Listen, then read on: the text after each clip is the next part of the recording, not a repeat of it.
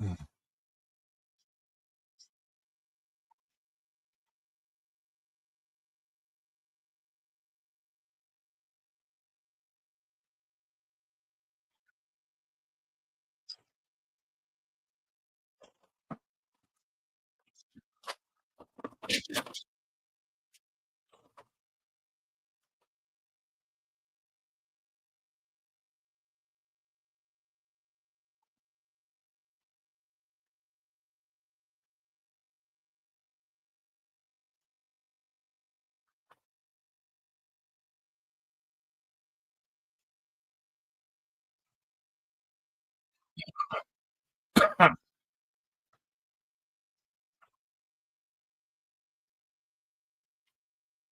What you doing? I'm eating.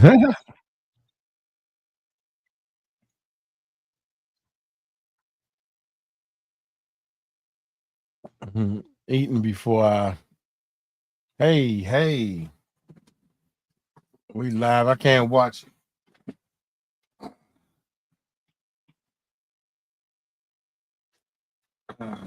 I'm about to. Whew, I'm finished. Well, I'm finished for right now.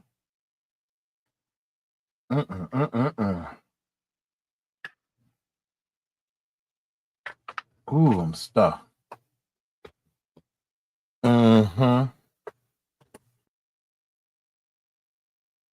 Okay. Two cents. I pulled one up already. Oh man, I'm on the wrong. Oh, I'm sorry. I already got one. Wait a minute. I got one. Hold up. Yeah, I already got one, but go ahead. I got one of them up. That's the one I got up. I'm sorry.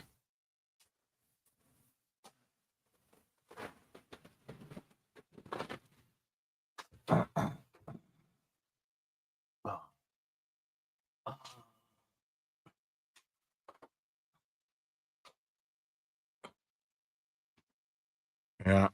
Oh, you sent me two? You know, I get that's crazy, ain't it?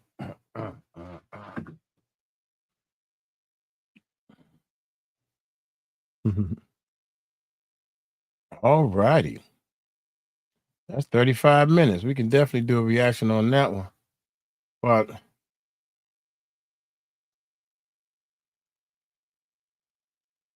yeah, we need that too. Vic's got an option.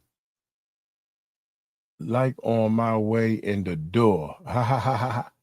What's happening? Appreciate you. Tika's talking about do you have a link? You got a link, Tika?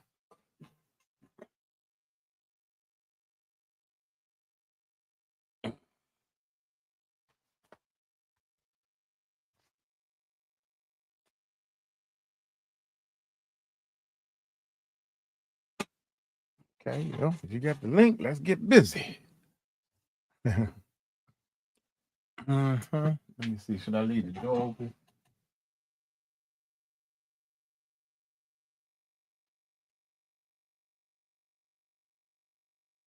Yeah, we ain't gonna do too much.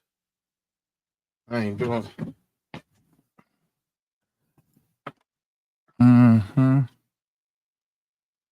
When is this? Oh shoot. Oh, that's still going basic.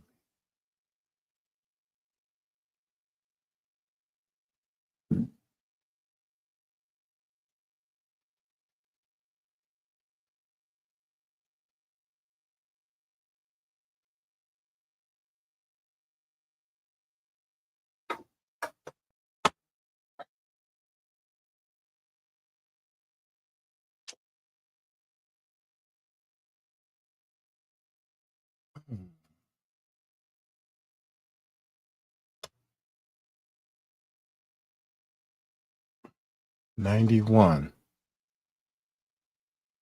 Oh. No. Yeah. No. What are y'all talking about? Uh-huh. We're about to get started, man. I was talking on the phone to some people. And 3, 4, 5, 6. We probably do 3 hours and then take a nap before this band play. Man, I don't want it. Hey peeps, Murph's in the house. I guess y'all should be telling everybody. I mean, we can. I can't tell how long the video is. How long the premiere is. 1 hour and 11 minutes.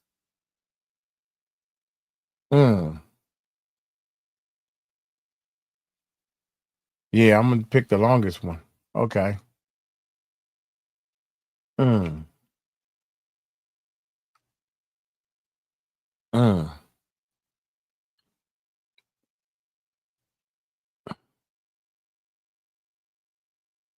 Hello all. Vic's in the house. Vic's got an option.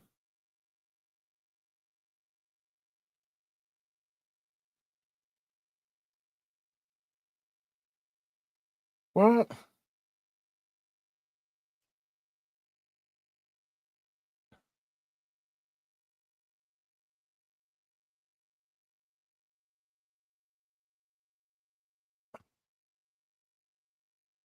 Soon as the premiere is over with, y'all, we're gonna start.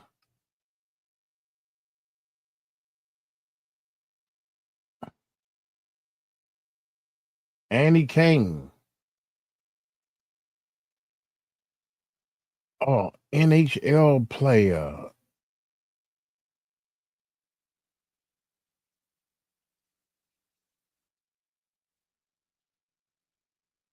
Oh my goodness. Yeah, we gotta do that. That's crazy. Wow.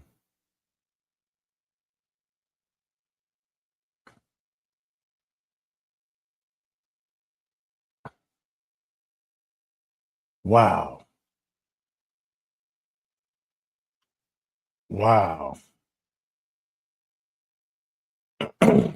Hello, y'all. What's going on? Hello, y'all.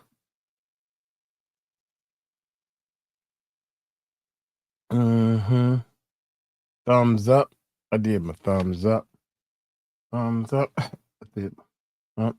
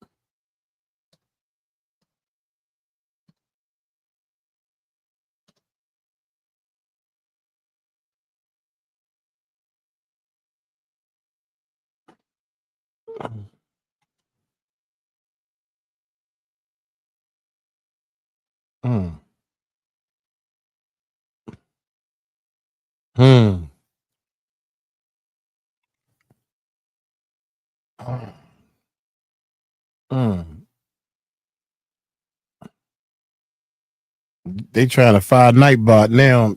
They doing Nightbot's job. Appreciate y'all. Check it out. Check it out. One more. As soon as we get to 10. Maybe I should be playing the live. I don't know if. In fact, let me see something. Long-winded things to kids. You get caught in jail. Oh my God, they got a whole separate unit for you because you can't be with the regular population because they will kick your mother. Yes, and Diddy, boy, they will kick in jail. They got the right answer. They got the right answer in jail. Why is that? Everybody know that. Everybody seen the movies, right? When you go to jail and they say, "Oh, you was a child." Y'all, I'm gonna stop talking. They gotta put you in a. They gotta. Man, we ain't got time to be doing no specials for you. Go on in there and get what's coming to you. Video that. We know the answer. We got it pulled up. We ready to go. We don't like the answer. What we need to do is get our military and get our people in there and keep the cameras off and go in there and handle business. Clean all this mess up. The public don't need to know. They can't handle it. You can't handle the truth. We know. You can't even handle the truth, dog. Don't even act like you can. You ain't street. You just acting like you street. You ain't real. You don't know what you believe in to stand on it. I believe that people are in trouble and they need help. That's what I believe. And I believe that the help needs to come by any means necessary. And you find somebody else to talk like that and believe it. I'm Mike Cross, man. I'm going to get on up out of here. I apologize, man, if I hurt anybody's feelings. But stop celebrating and let's get out there and find these kids. Peace out. Oh, shit. It ain't nothing to cut off. It ain't nothing to cut off. It's a live stream. My bad. Amen, Mike. Facts. How many people think? How many? Oh, man. I'm just speaking from the heart, man. My bad. I'm just speaking from the heart, man. God bless everyone. I'm just speaking from the heart on this stuff, man. I can't. Perfect timing. Perfect timing. What's happening, man? Let me switch this thing around, I guess. Here we go here. Let's see something here. Home.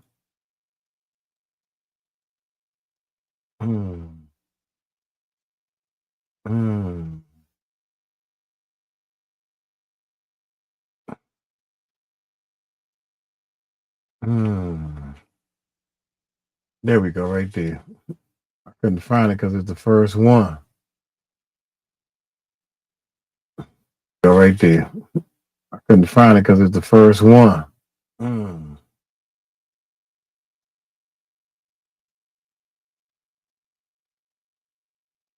Miss D, how you be?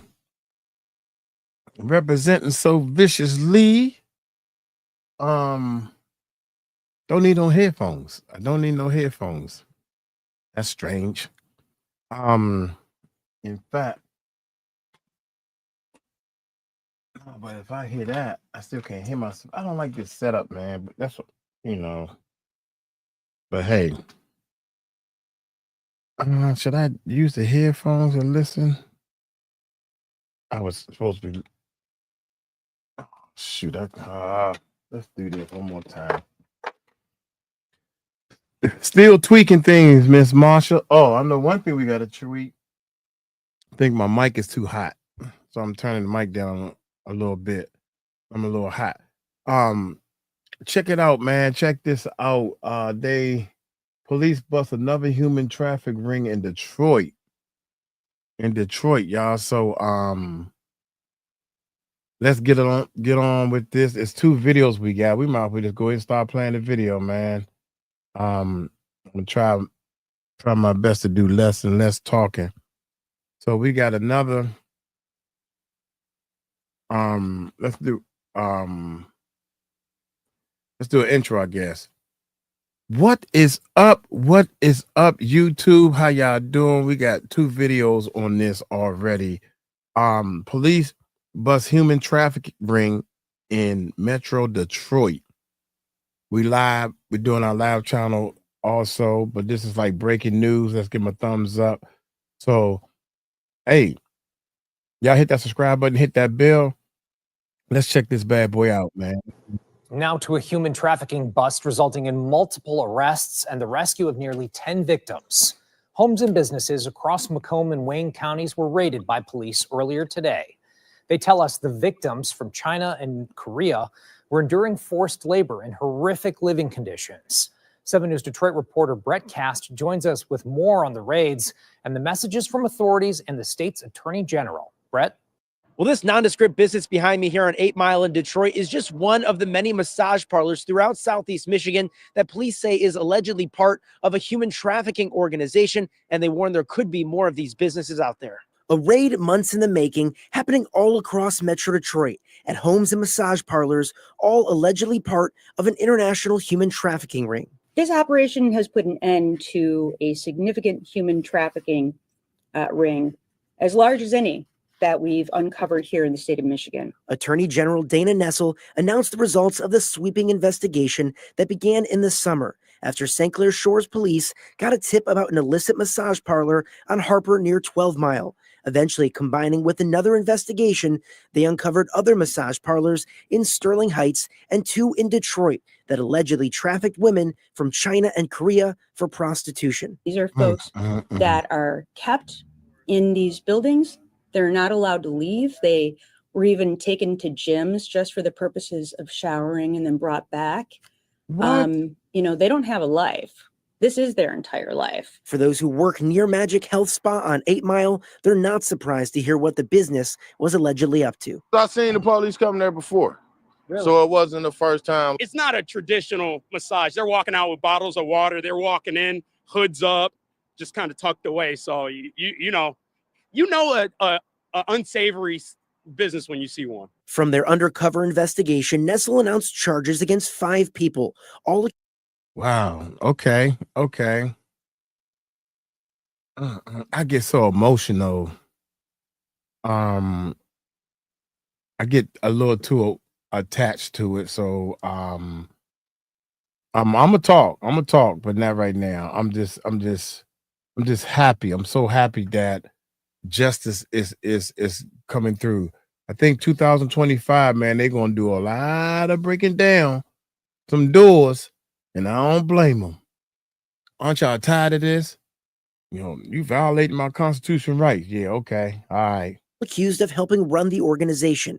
Police are also collecting more evidence from inside the business, like computers, business, and bank records. We believe this ring is only a part of a larger national criminal syndicate, and our investigation remains ongoing as we delve into the trove of evidence acquired today. The Attorney General also making it clear there are also likely many more illicit massage parlors that are out there, and they only survive because customers keep them in business. We want to make sure that people understand this is not a victimless crime. It's very much a crime that involves people who are victims of some of the most, horrendous behavior you can imagine. You know, if it's happening right here in my neighborhood, who knows where it could be happening all over. Well, the Attorney General says they are working to find housing for these victims, and they're encouraging anyone who sees something to say something. In Detroit, I'm Brett Kast, 7 News, Detroit. Okay. That's just the grand opening right there. That's just the grand opening. So, oh man, I don't know how to. Let's do this. Maybe it'll jump to the next one. All right. I gotta set it up, y'all. Y'all bear with me. I know one thing.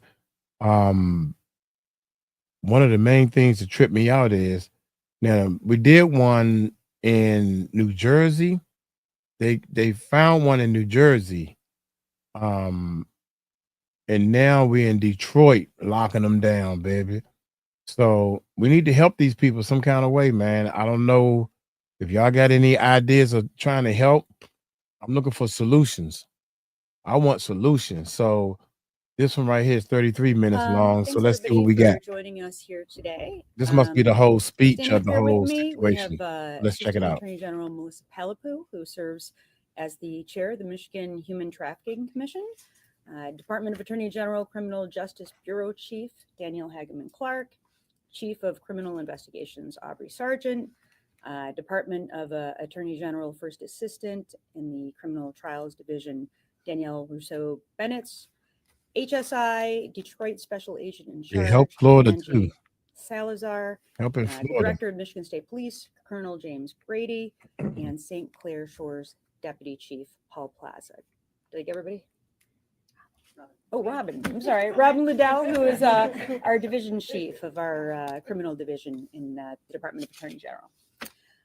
So over the course of the last several hours today and continuing at this present time, my office alongside Michigan State Police, MSP Comet, the Federal Homeland Security Investigations, St. Clair Shores Police Department, Thanks, Layla. and London. Sterling Heights Police London? Department executed search and arrest warrants against 4 individuals, 2 residences, and 4 alleged illicit massage parlors throughout Wayne and Macomb counties in connection to an international human trafficking ring and forced commercial sex work. In the course of our searches of the 4 massage parlors today, we liberated 7 to 9 women of Chinese and Korean nationality from the horrors of what we allege to be a sex trafficking ring right here in Metro Detroit. The reason I'm saying 7 and 9 is because it's not clear to us yet who was a victim and who might be a criminal defendant. We're presently coordinating housing and other resources for these victims alongside community partners Avalon Healing, Garden of Hope, Beauty for Ashes, Common Ground, and Asian Services in Action, or Asia, as they begin to put their lives back together after weeks and months of forced commercial sex work in our communities. I want to say the totality of what we'll be describing today are only allegations, of course, legally speaking. All the defendants at this stage of the criminal justice proceedings are presumed innocent unless and until proven guilty in a court of law, though proving these charges is absolutely what we intend to do. Our lengthy and thorough investigation began in the summer of this year and involves several law enforcement agencies on the local, state, and federal levels, several undercover police operations within the illicit parlors, and employed extensive physical and digital surveillance of the subject massage parlors and numerous suspects, requiring scrutinizing business records and registrations, and we employed a victim-centered anti-human trafficking law enforcement approach. This operation has put an end to a significant human trafficking ring, as large as any that we've uncovered here in the state of Michigan. And we believe this ring is only a part of a larger national criminal syndicate. And our investigation remains ongoing as we delve into the trove of evidence acquired today. It should be made clear that Michigan will be no harbor for the heinous trafficking trade for forced labor, sexual or otherwise. Today, through the tremendous coordinated efforts of dozens of law enforcement officers, we arrested Jinju Zhen, a 45-year-old woman who travels with a Chinese passport, who we allege to be the head of this trafficking ring. Jin's primary residence is in Flushing, New York. She was arrested by the Michigan State Police after arriving in Michigan this morning. She's charged with conducting a criminal enterprise, a 20-year felony, conspiracy to conducting a criminal enterprise, a 20-year felony, accepting earnings from prostitution, a 20-year felony, transportation for the purposes of prostitution, a 20-year felony, money laundering, second degree, a 10-year felony, and keeping a house of prostitution, a 5-year felony. All of them should be Qiao 50-year felonies. A 60-year-old woman from China who assisted with the operations of several parlors with Ming Li, is charged with conducting a criminal enterprise and multiple other felonies, including 2 counts of keeping a house of prostitution and 1 count of money laundering, a 10-year felony for washing parlor earnings through extensive gameplay at various Detroit casinos. Also charged, John Villacerda, a 60-year-old man from Clinton Township, a Michigan resident, American citizen who worked in service of this ring, providing transportation of the trafficking victims between airports and other parlors. He's charged with conducting a criminal enterprise conspiracy to commit conducting a criminal enterprise, and transportation and service of prostitution, a 20-year felony. And Mike, Who? I don't know. I don't know, y'all, because I don't know how the laws and things work. But whose job is it, or who makes the decision on? I don't know, if you steal from a store and it's $100 worth, you get X amount of time in jail. Or if you steal somebody's car, you get X amount of time. If you sell drugs, you get X amount of time. Who determines that? Because they made a big mistake. If you take a human being, that should be 100 years. If you was involved in taking a human being, that should be 100 years to life. If you are involved in any type of trafficking, taking a human being or the advantage of another human being on this earth is against the law. And I know one thing, my people should be the first to stand up. That's just straight up slavery. And this is just, that's slavery. 100 years, dude. We should not tolerate this at all. Don't do it. If you don't want to do the time, I don't understand. That's the part I can't understand. 20 years, my foot.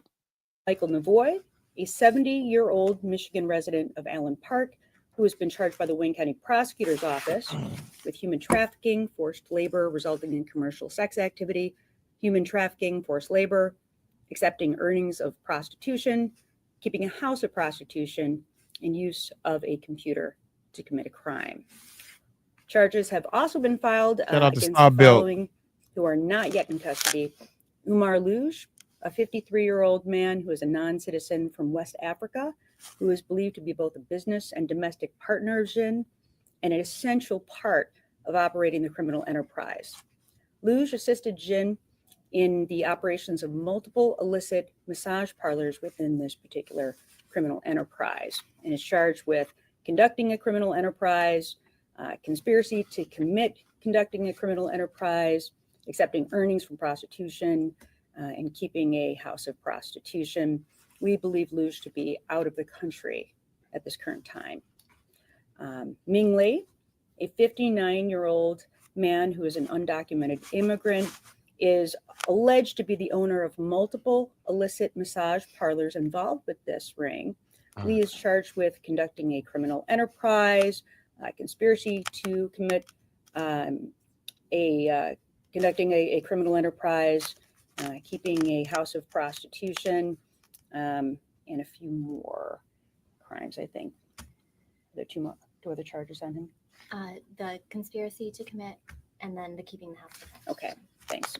Efforts remain underway to bring Lee into custody and will continue today. The charges against Djinn, Villacerda, and Luge have been filed in the 40th District Court in the city of St. Clair Shores, and the charges against Lee and Powell have been filed in the 36th District Court in Detroit. The charges against Kovnoy have been filed in the Wayne County Prosecutor's Office in the 28th District Court in Southgate. As some of these defendants are believed to be non-citizens of this country and pose certain flight risks, and while we have each in custody, we are requesting that the courts not offer any bond and secure their passports. Their arraignments are not yet scheduled. This investigation began as two separate cases. One started with the St. Clair Shores Police Department investigating a suspected illicit massage parlor in their city, alleged today to be a house of prostitution, and a criminal enterprise profiting from the forced commercial sex servitude of helpless victims trafficked across an ocean more than 6,000 miles from home. The second investigation began with the Michigan State Police assisting the Maumee Police Department in Ohio, and that led to the discovery of numerous illicit massage parlors in Southeast Michigan. One of the agencies learned of each other's work, and with the overlap of defendants, they began to coordinate their investigations, and that's what's led to the arrest today of these four individuals. Through physical surveillance efforts, our investigative team observed various members of this alleged criminal enterprise moving between parlors, airports, casinos, and residences And we're able to piece together a clear picture of how this trafficking ring conducted its operations here in Michigan. And we look forward to detailing this investigation much more completely in the courts. In addition to the arrest warrants for each of the charged individuals, our operation today executed search warrants at 4 alleged illicit massage parlors in Wayne and Macomb counties. So search warrants were executed at 111 Healing Studios in St. Clair Shores, which is on Harper near 12 Mile Road, AM Healing Studio in Sterling Heights near the intersection of Metro Parkway and Mound, Magic Health Spa in Detroit and 8 Mile Road in Lasher, 8 Star Spa in Detroit on 8 Mile near I-75, and additionally 2 search warrants were executed at residences of several of these individuals that were charged in Detroit. Yeah, you right. Star Built, you right. I wanna let stomach is for a little while. I'll make up something anyway. I seriously think that for 30 minutes to an hour, your constitutional rights should be violated. Everybody in the United States, Alaska and Hawaii. Do a search of humans. We ain't tripping off your drugs. We ain't tripping off of whatever you got in your house. We should do this. This is my suggestion. Come in there and we looking for human beings being head, or how many people at each household. We unusual locks on the door for no reason. Who's staying in here? You know, all that. Look. If everything match up, no problem. If you ain't hiding nothing, good. We can check. And then I do a check off list. Like if they come to your house and you got a normal 100%, you get a score of 1,000 all the way down the list. That's all I'm saying. And in Clinton Township. And I while bet you evidence find a lot of missing kids then.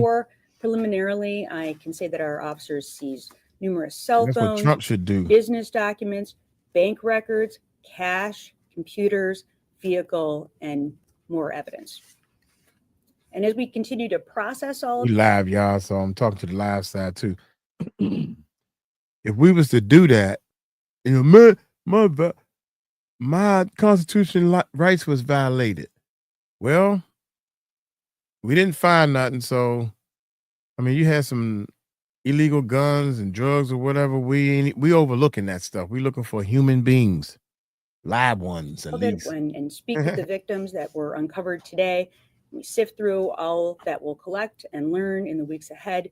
The investigation remains very active and ongoing in a very expansive endeavor. And it's possible that this ring represents only a small portion of a much larger criminal conspiracy. Our efforts will continue to root out human trafficking wherever we find it across the state.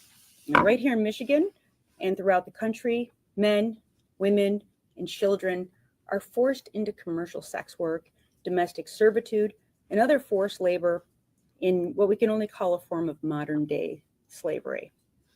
Unfortunately, human trafficking is thriving and growing as a criminal industry worldwide. I have here in my office worked to lead the fight against these horrendous crimes by charging criminal cases under the state law banning human trafficking in Michigan. And we've continued prosecutions into both sex and labor trafficking. My commitment in prosecuting these cases, though sometimes poorly understood in courtrooms across the state, remains steadfast and unwavering. And I'm also hopeful that our human trafficking legislation, sponsored by Representative Kelly Breen, will be passed through the Michigan House next week. And this case truly highlights why our laws need to be changed to better protect victims of trafficking. And I anticipate strong bipartisan support following its unanimous passage through both the Senate and the House Judiciary Committee.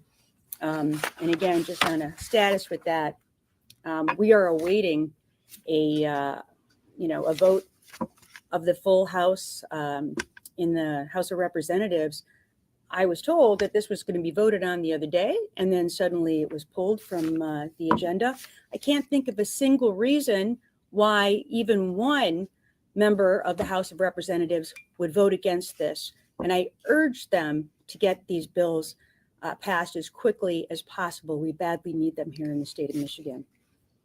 I'm so grateful and thankful to the many partners my office has had in this investigation. These arrests, the takedown of 4 illicit massage parlors, the liberation of various victims of human trafficking today in our communities, all the result of an incredible effort by several law enforcement agencies represented by the men and women standing up here with me now. If you are a victim of human trafficking or you've identified someone you think might need help, please contact the National Human Trafficking Resource Center at 888-373-3788, or you can text 233-733. This national toll-free hotline is available to answer calls and texts and chats from anywhere in the country, 24 hours a day, 7 days a week, every day of the year, and all calls are confidential. Additionally, resources are available, including some red flags to help identify human trafficking on my department website at mi.gov/human trafficking. And I encourage each and every one of you, media, residents alike, to familiarize yourself with the signs of how to respond if you have identified what you believe to be a human trafficking victim. I want to offer my very sincere thanks to the St. Clair Shores Police Department, including Deputy Chief Paul Plaza, Detective Jesse Smith, and Sergeant Tim Pickens, to the Michigan State Police, including, of course, Colonel James Grady, Detective Lieutenant Ed Price, Detective Sergeant Les Rochford, and Detective Sergeant John Walden, and MSP Comet. Homeland Security investigations, including Special Agent in Charge Angie Salazar, Special Agent Emily Zabracki, Special Agent Kyle Galbraith, and Special Agent Argent Palumbo, right? And TSA investigations, and all the amazing community partners and victim advocates who are there to support victims of these very heinous crimes. And I also want to thank Kristen Cartwright from the Wayne County Prosecutor's Office, who's handling the case in Wayne County. So thanks to everybody. And now we are going to have Colonel Grady address everyone. Right before he talk, I want to say, I can't even bring this up. God dang it, you can't even bring that up. Y'all remember the 3 kids? And I understand the Constitution, you got to hold it up and all that stuff, but something needs to be done different in this today's world, because back then they didn't think all this was going to go down. But for 10 years, there was 3 girls missing, 3 missing women found in the most unexpected way. Cleveland, that guy who was out with the family in the neighborhood, this guy was looking for the kids, and he had them in his house all this time. Again, if you had the military coming through house to house, they would have found them people. It wouldn't have taken 10 years to accidentally sneak out of the house. That's all I'm saying. No matter what happens, it's going to work for some people. A lot of people going to be against it, whatever. But something needs to be done. I'm just giving you some suggestions. Good afternoon. It's great to see everyone this afternoon. But this ain't it. Thank you, Attorney General, for having me here today. Thank you for your partnership we have developed between our 2 agencies. The investigation moved a lot more quickly with the support of the Assistant Attorney Generals that have been assigned. Criminals do not recognize borders between city, county, and the state. I want to thank St. Clair Shores and Sterling Heights Police Departments this afternoon, the Wayne County Prosecutor's Office, and the Homeland Security Investigations, the Detroit office, for all of the hard work that our detectives have been working together to save those who were impacted by human trafficking. It really does take a collaborative effort to have success in this. I am extremely proud of the work that the 2nd District Special Investigative Section, the Trafficking and Abduction Group, our MSP victim advocates, and our MSP gaming section have been doing excellent work. And while we remain committed to investigating human trafficking here in Michigan, we are also working to educate our communities on the signs of human trafficking through programs such as Truckers Against Trafficking. Our motor carrier officers have partnered with this organization since 2015. Again, the collaborations are extremely important for us to have success. To report suspected human trafficking, I'm going to provide a number to you. It's 1-888-373-7888. The Michigan State Police has other platforms in which you could call in through 1-800-MICH-TIP, OK to say. There are a number of ways to provide information so that we can follow up and properly investigate so that we can reduce human trafficking. It is, one person being trafficked is way too many. But it really does truly take not only us in the criminal justice community, but the residents across this state to assist us as well. So please utilize those platforms to make us aware of human trafficking that is ongoing in your area. Thank you. Most definitely, most definitely. Good afternoon. Thank you for being here. I'm Andrew Salazar. I am the Special Agent in Charge for Homeland Security Investigations, HSI, here in Detroit. And as you've already heard, in order to truly fight human trafficking, partnerships are key. And so I want to start by thanking and extending my gratitude to the Michigan Attorney General's Office, Michigan State Police, the St. Clair Shores and Sterling Heights Police Departments, TSA Investigations, and all of our law enforcement partners who assisted in today's operation. As you've heard, this morning, we had a joint successful operation into a human trafficking investigation. Right now, our special agents, victim assistance specialists, forensic interviewers are working to gather more evidence and ensure these victims receive the care and services they need. HSI stands committed to combat human trafficking, not just here in Michigan, but across the nation and around the world. Our efforts rely on strong partnerships with local, state, federal law enforcement, and our non-governmental organization partnerships. This way we can hold traffickers accountable and protect victims. At HSI, we follow a victim-centered approach, placing as much importance on supporting survivors as we do on prosecuting the criminals. This approach ensures victims have a voice and the resources they need to rebuild their lives. I'm immensely proud of the work our team does every day to dismantle trafficking networks and deliver justice for those who cannot speak for themselves. Together, we are sending a clear message. Human trafficking will not be tolerated in our communities. Thank you. Good afternoon. I'm Paul Plaza, Deputy Chief, St. Clair Shores Police Department. Again, thank you to all the law enforcement partners we have. I think this is a great example of see something, say something. In our town, at least, it started off with residents or citizens seeing something suspicious, taking that step to report it. Our detectives investigated, found out that it was much larger than we suspected. And again, had See something, say something. That's it's easier said than done. I know plenty of people who saw something and said, they said, well, man, you keep snitching. You snitching. No, that's not right.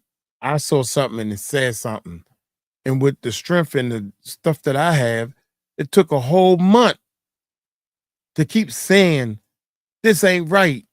It took a whole month, officers. Come on, man, don't get me into this mode. I'm not doing that today. Not today.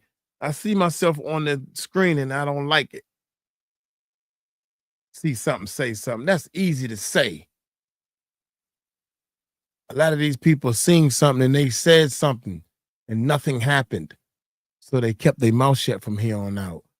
having the cooperation of all the law enforcement That's a start, though. That's community, federal, state, county, all levels. Our detectives did a fantastic job, along with all officers. So for the officers out there on the street, the ones conducting the search warrants, making the traffic stops, thank you for your hard work. This is a problem that probably goes on more than people realize. It is important. Again, I'll reiterate, when you see something that looks suspicious, there's probably something to it. Please report it. There's agencies that will, as we did, investigate it and use the resources available to conclude this and get victims to safety and arrest those who need to be arrested. So again, thank you very much. That's all I have for you. All right. Well, with that, guess we'll take some questions. Yeah, can you please talk about the victims? I think you say 7 to 9. Right. And where are they from? They're from China and also from Korea. And we've not established yet whether it's North or South Korea or both. And have they helped at all? I don't know if there's a language barrier. Are they able to talk about how they ended up where they are? Right. I mean, that's the hope, right? This just happened. And obviously, we were prepared for there to be a language barrier. So we wanted to make sure that we had language access available so that those conversations could be had. And, you know, they're being interviewed, but also, you know, being provided housing. And of course, we want to make sure that in the event they need medical attention, that we're doing that and that they're taken care of. And I will say, you know, one of the big challenges to prosecuting human trafficking cases is that these folks are scared, you know, they're terrified. And we want to do everything we can to make sure that they feel as safe and secure as possible. But those interviews and those conversations are being had as we speak. I'm sorry, finally, do you believe that they were brought to the U.S. Illegally? Yes. I mean, not illegally. They're here legally. Correct? They're here legally. Right. They're here legally. Correct. Yeah, I'll listen. Is there any investigation of people who may have visited this massage parlors at all? I think that part of the investigation obviously will be if there's any record keeping and, you know, any potential crimes will be investigated from there. I mean, I will say this, these illicit massage parlors, they're only profitable because they have customers, right? And I think it's an important message to people who frequent these types of massage parlors. And let me be very clear, if you're at an illegal massage parlor, you know it. It's not a surprise. In the case of some of these parlors that we're talking about, you know, when you have to get buzzed in, it's probably illegal. When the women who are performing the massage are wearing lingerie, it's probably illegal. When they offer you a menu of services that are sexual in nature, it is definitely illegal. You hear that? So if you get a menu with all these sex options, it's illegal. I would love to say, put a 1 in the chat if you already knew that's illegal. If they give you a menu with all these, maybe some people don't know that. If you pay, you can have this type of, in this, maybe if you pay for that, but this is, we're running a special bonus on this, so you can get that or whatever, a menu, right? For real. I say all y'all need to be out there looking for them kids. That's what I say. So we want to make sure that people understand this is not a victimless crime. It's very much a crime that involves people who are victims of some of the most, you know, horrendous behavior you can imagine. I mean, these are folks that are kept in these buildings. They're not allowed to leave. They were even taken to gyms just for the purposes of showering and then brought back. You know, they don't have a life. This is their entire life. And it's a terrible way to live. So if you are frequenting an illicit for goodness parlor, sakes, I want to talk to you. Give me more victims. what That means that you talk about the effort to go after individuals patronized. exactly 10 more minutes. This video will be That's over going to be with. part of the investigation. So when people were calling about seeing things suspicious, what exactly were they saying? Like, what did they report exactly? Sure. Well, without sometimes you got to be careful because of where the source of information may come from. But a lot of things are associated with people at these massage parlors, you don't see employees come and go like you normally would. So a lot of times they may stay at these places during odd hours. You don't see them coming and going to work like you would normally see. The kind of clientele as well that you see going in. When you have weekly massages, perhaps at the same people, that might be an indication. And then word gets out. It's hard to keep that quiet for too long.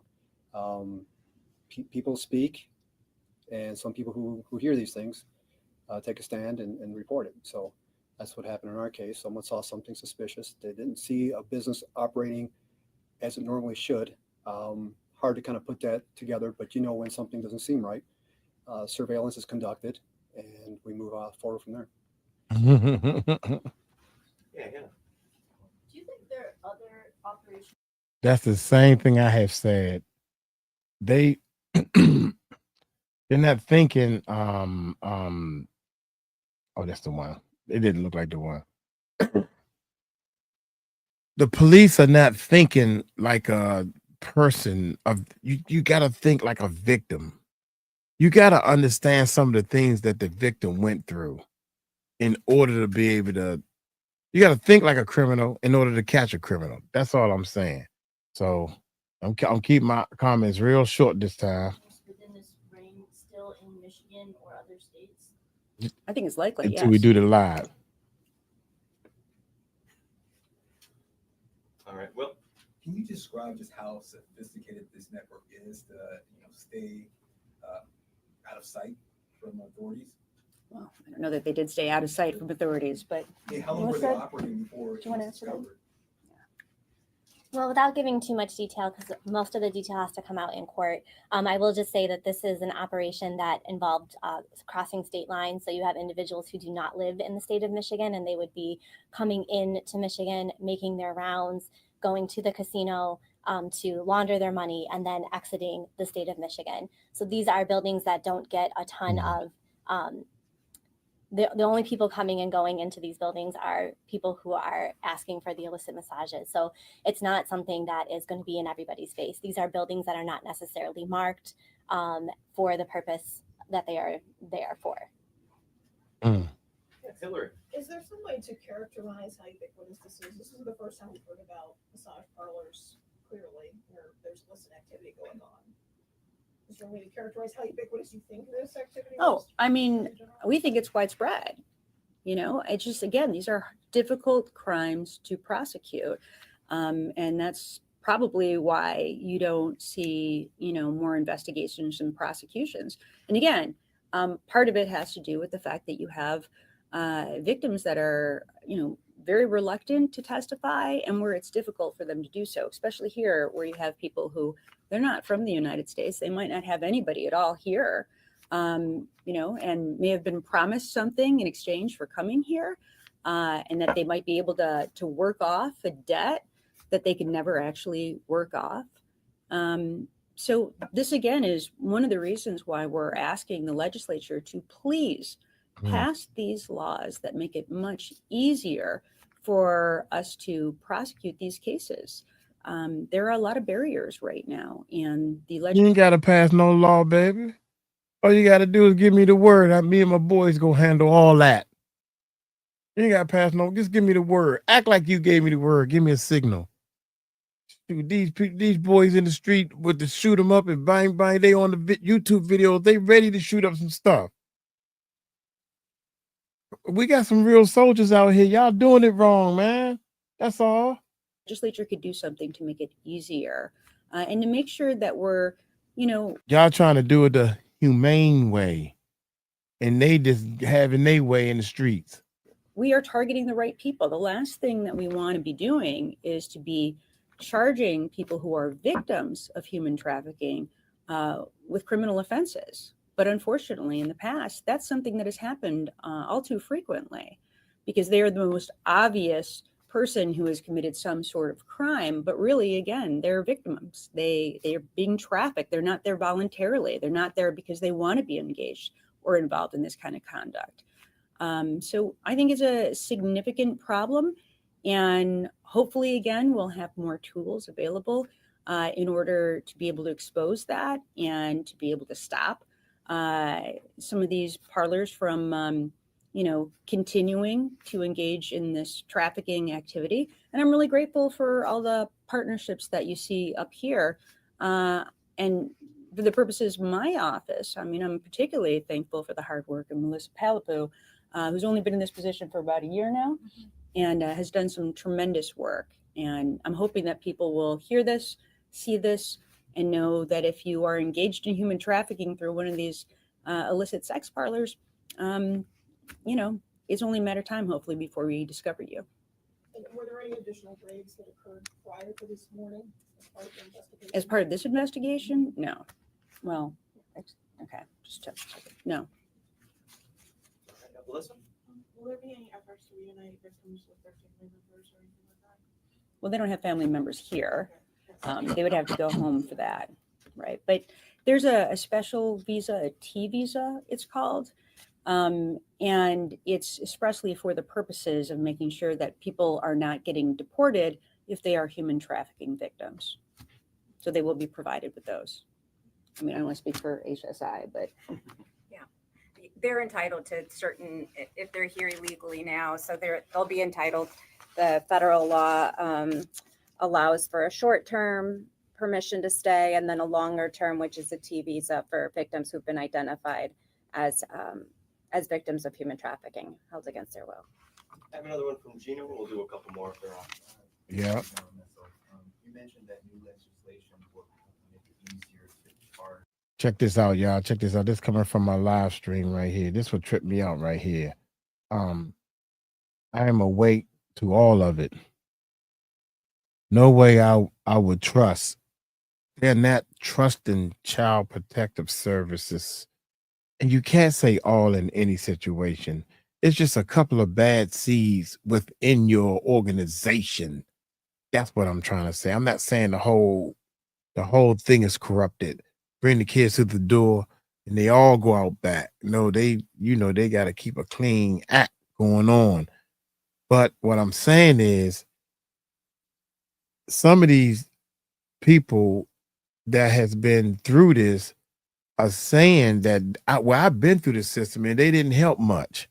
And I'm not pointing out nobody's name, Star Bell or anything like that. But my point is something a little different needs to be done. You got to fight fire with fire. You can't be thinking you're going to not violate somebody's rights when they over here violating all these people.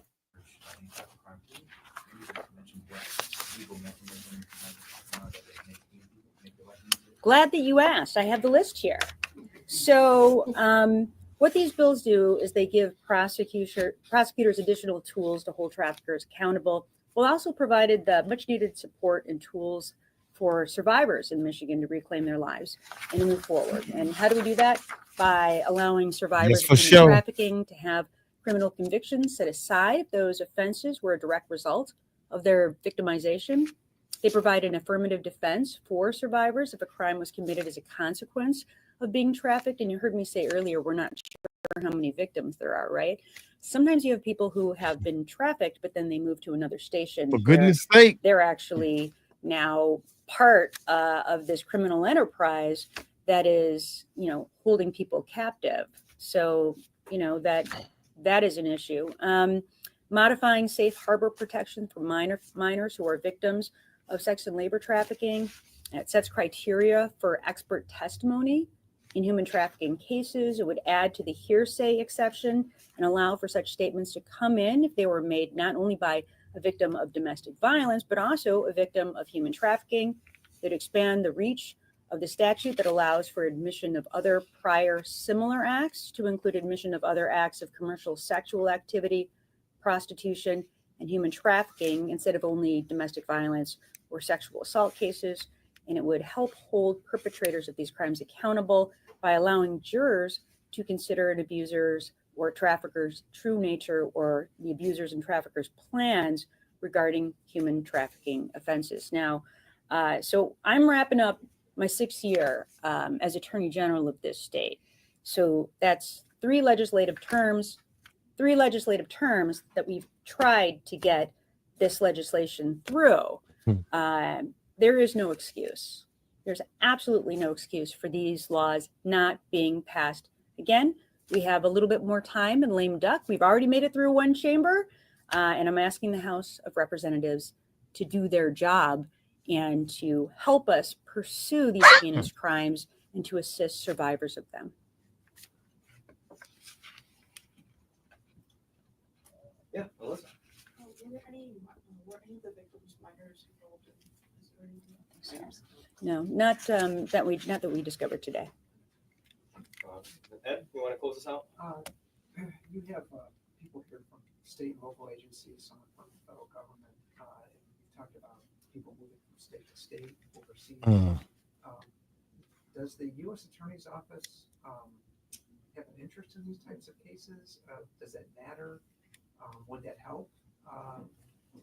These are very complicated efforts. I'm wondering why someone's listening in federal court. Well, you know, I mean, we will probably be discussing this case with the U.S. Attorney's Office and seeing how we can work, you know, further in collaborating in terms of federal crimes and state crimes. But at this point, you know, we were the lead agency in terms of prosecuting agency. We obviously both have authority, right? We have state laws and we have some pretty significant laws when it comes to human trafficking. But we work with federal partnerships and just we charge these particular cases. There may be other crimes that can be charged by the U.S. Attorney's Office. We'll see. Yeah. Sorry, it caught me. Yeah, we at the end. Man, this is a shame. Yeah, get the word out. Definitely get the word out. And I'm glad that they are doing this to get the word out there. But one of the things that we got to try something new. We gotta stop worrying about hurting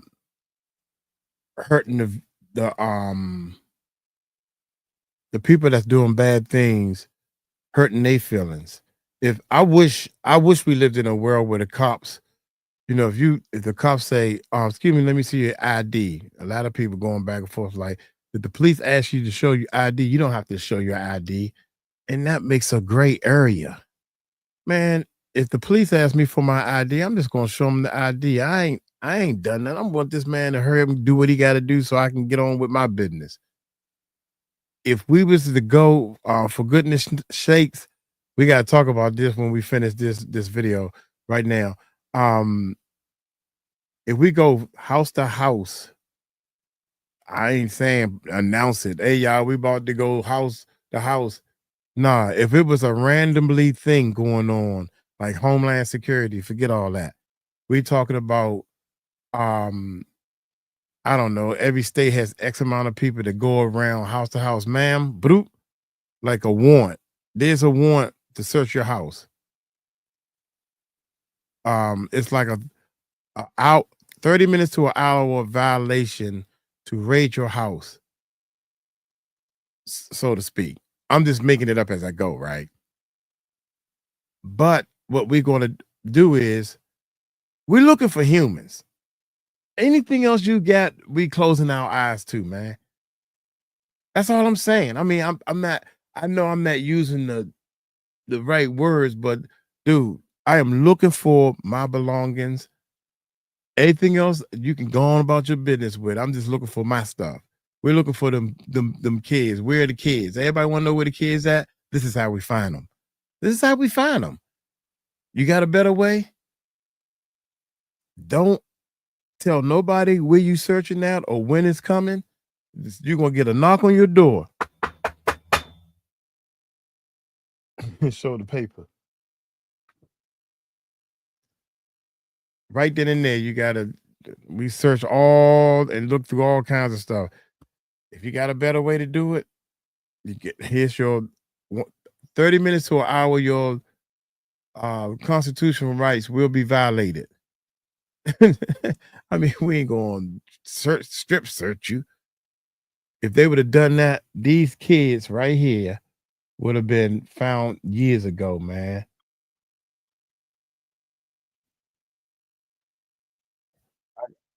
Oh, hold on. I want to show this. I just want to show y'all this right here. Then I'm gonna get on up out of here. Oh man. Where did these dang on? Right there. Right there. I'm sorry. Yeah, let's take that off. Let's go over here. I just want to show y'all this. I'm sorry. Here we go. Here we go. Here we go. Ring saving. I want to show y'all this right here. I have to be more careful. Right there. This is the guy. Right. This is the guy right here. And what really drew me to this story, he had them girls in his house for 10 years, 3 of them. And what drew me to this story is he plays bass guitar. He plays bass guitar. So he got 2 other brothers. They arrested the 2 brothers, and they was like, we had no idea. I mean, now that you think about it, he never lets her go upstairs. And most of the time when I come to my brother's house, because my brother, he a little weird, and you don't want to violate your brother's house. You just go out and have dinner with him and everything. I never knew. Only thing I noticed that's this now I understand why every time we went in the house, we come through the back door, we go in the kitchen. This is what the brother said now. We go to the kitchen, and he had the TV up so loud. I thought he was just deaf or something. Why you got the TV up so loud? So I'm talking to my live stream, and I think people watching this video, y'all probably y'all look this up, man. Please look this up, dog. 3 missing women found in the most unexpected way. 3 missing women found.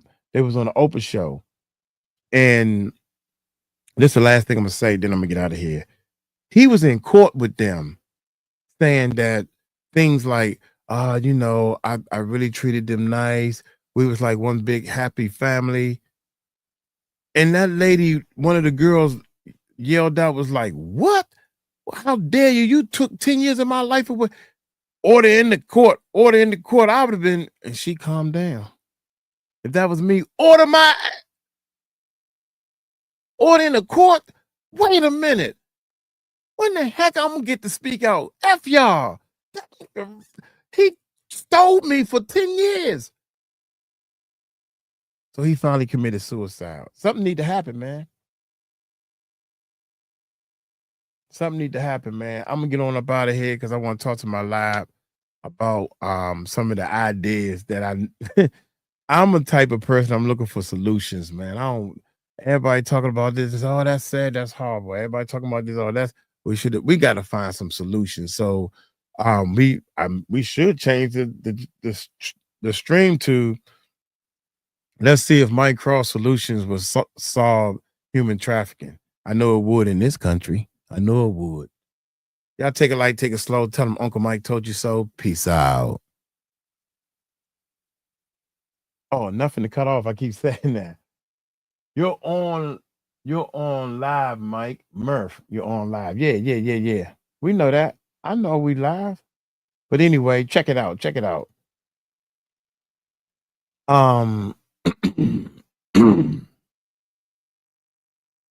Your subs could check to make sure they are not it keeps happening to me. Your moms need to make sure you you are something happened, she can't type or something. Love to hear. May 13th in Cleveland. For the mic, look up Amy Lucas. She talks about it also. Yeah.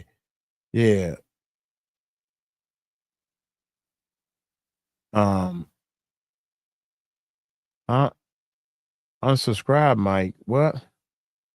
Unsubscribe, Mike. Why? I mean, what happened? I'm missing something. Unsubscribe.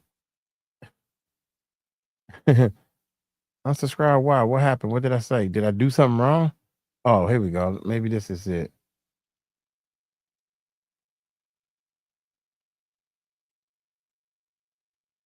Damn it. I'm sorry. Wait a minute. That's what the other person meant. Oh, she gone? She unsubscribed? Okay. YouTube unsubscribed her. Oh, okay. It's a bot, Mike. Thank you. Somebody tell me. Yeah, YouTube unsubscribed her. There's something about Mary. There's something about Mary. All right. People keep getting unsubscribed. Oh, okay. That's what she's saying. Y'all, that's shorthand. I can barely understand the longhand. So bear with me on the shorthand. Y'all bear with me. Bear with me. Work with me, baby productions. Liz, what's up, dear? Work with me, baby productions. We starting a production company. It's called Work with Me, Baby Productions. Work with me, baby. Work with me. Can you work with me, baby? Work with me. Work with me, baby. Work with me, baby productions is in the house. Check it out, man. Ellie. Yeah, Ellie, what's up? All this time and I thought no one was commenting. I just had to refresh. Tell me about it. Tell me about it. That happened to me a couple of times when we were on the live and everything. My band plays tonight, man, and I think we're gonna go live while my band is playing. I got a buddy of mine that's going come and work the camera.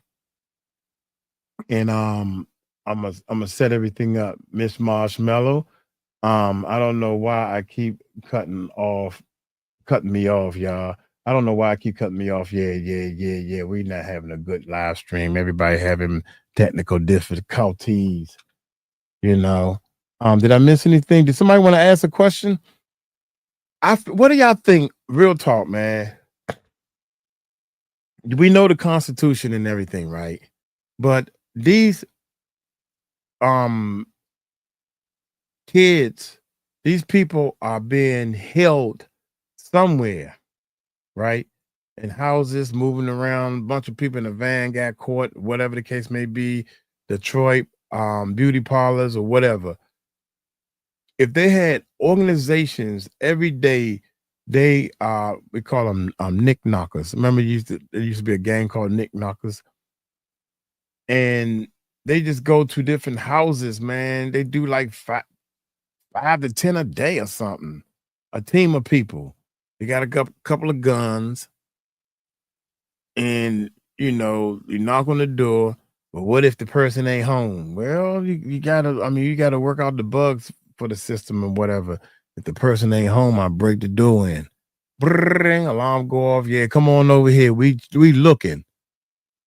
And it got to be done unexpectedly. Oh,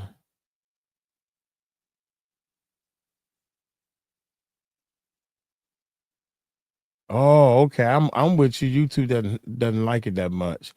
Yeah. So they start messing with the channel. So maybe we should talk about donuts and ice cream.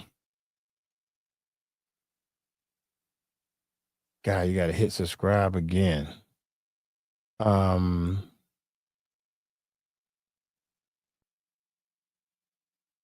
yeah.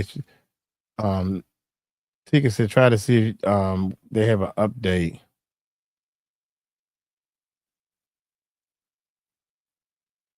Yeah. That's kind of scary.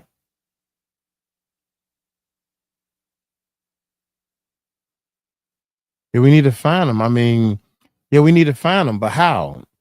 This what I was our shorthand was okay. My shorthand was a mess. Sorry, Mike. Laugh out loud. No, you good. You want I like to invite people on so far. Miss D, you want to come on? For goodness sake, you want to come on? We can send you a link and you can come and talk. Because I'm kind of interested in some of the things you were saying, for goodness sake. I would like to talk to somebody and see their opinion, man. Right now. Sure, you can come on right now if you want. It's up to you. Sometimes the people do all that talking, then when they get on oh my goodness. I would love if you want to come on right now. Hello. Just have a little bit of a God dang it. As soon as I click on this thing, it always jump to the next person. Mm-hmm. Where's Helen J? You owe me, Helen, just to say hi. All right. Let me get my phone in. I just send you a link in StreamYard. I just send you a link, and I think it should be as easy as that. People said that they think this is for goodness sake, people think you're a bot. I think they think that. That's what I think that they said to me, that you're a bot and you're not real. So you want to come on and prove to the people that you're real? I don't know. That's up to you. You know, I don't want to force nobody anything, but I really think MS, yes, yeah. Dragon X. Yeah, me. You want to come on? You want to come on, Marshmallow? You might be the icebreaker. You're real. I might be a bot. Give me a minute. Take your time. Is that Marshmallow? Jamie. That's why I will stand with Ali to the end. Me too. I stand. Yeah. Am I a bot? No, Marshmallow, you're not a bot. Sure. You want to come on? You want to say something? Oh shoot, to here, help me out now. How you? In fact, can we just put this in the chat? I don't know how to do this, y'all. Boom. There's the link. It's in the chat. I don't know if it. Let me know if it worked.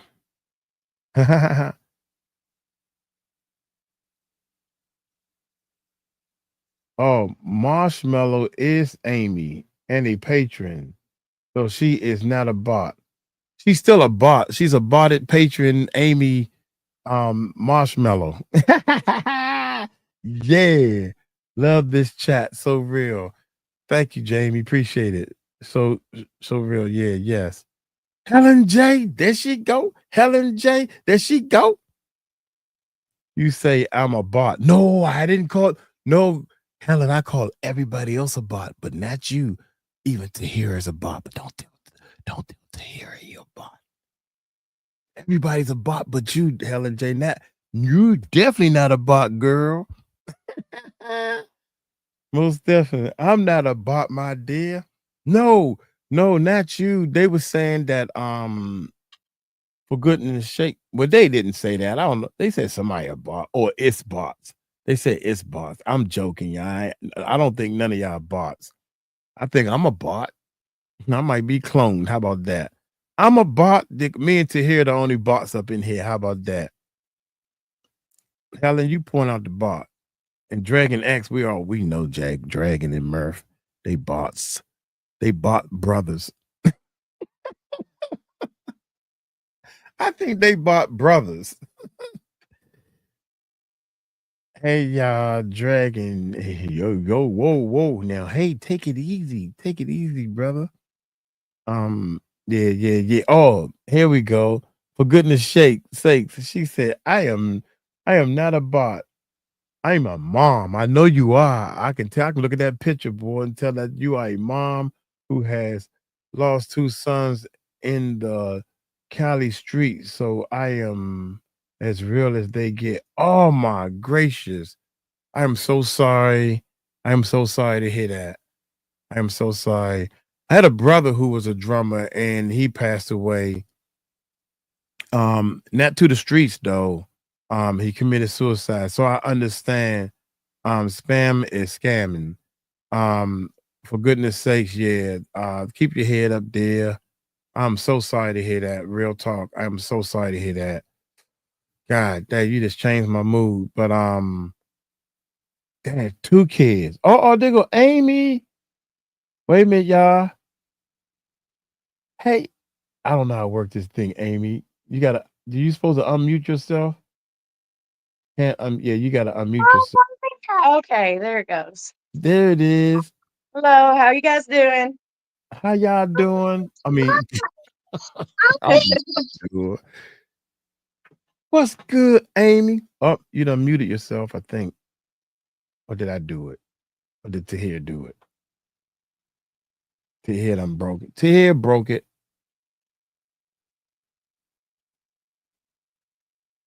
I don't hear you no more. What you do, Tahir? She's gone. The call dropped. She was there for a second. Wow, it almost worked. There it is. Okay, wait a minute. She back. Oh, that's Miss D's. Hello. Hello. Hello. Hello. Can you hear me? I can. Can you hear me? Yes. This is my buddy right here, y'all. She my cousin in Texas. That's my cousin. Miss D does not want to show her name. She don't want to show her face, and she don't want to show a picture, correct? As of right now, yes. As of right now, good. I told you what, but she called me and she would text the mess out of you. Hey, cousin. So I said, what happened to Amy? Amy was on here also. Oops. Do you still found something I found interesting? What's that? What you find that's interesting? All of this case is just fascinating. I've told you that. It's like a Yeah. real life true crime movie that keeps having a new twist. Every time you think you got it figured out, there's a new twist. But it's all supposedly real life and not fiction. So that's what entertains me about this whole thing, and listening to all these different people and all these different sides of things, and you need to evaluate for yourself all these different components of what's going on. Right. Earlier you and I was on the phone, and but before we get to that, what do you think about I think it was one spot in New Jersey they just busted, and then they just busted another place in was it Detroit? I don't forgot already, y'all. Yeah, Detroit was the other one. Yeah, Detroit. So what do you think? So you think because of the Puffy case and all this stuff that's going down, like Ali Carter, these people got to be hearing Ali Carter?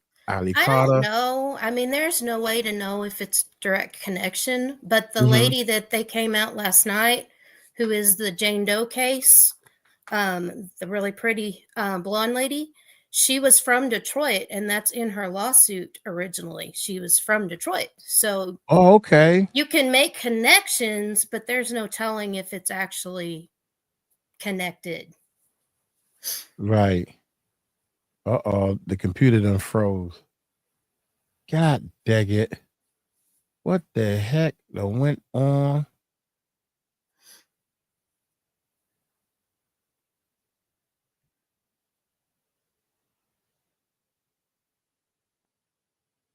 Hello.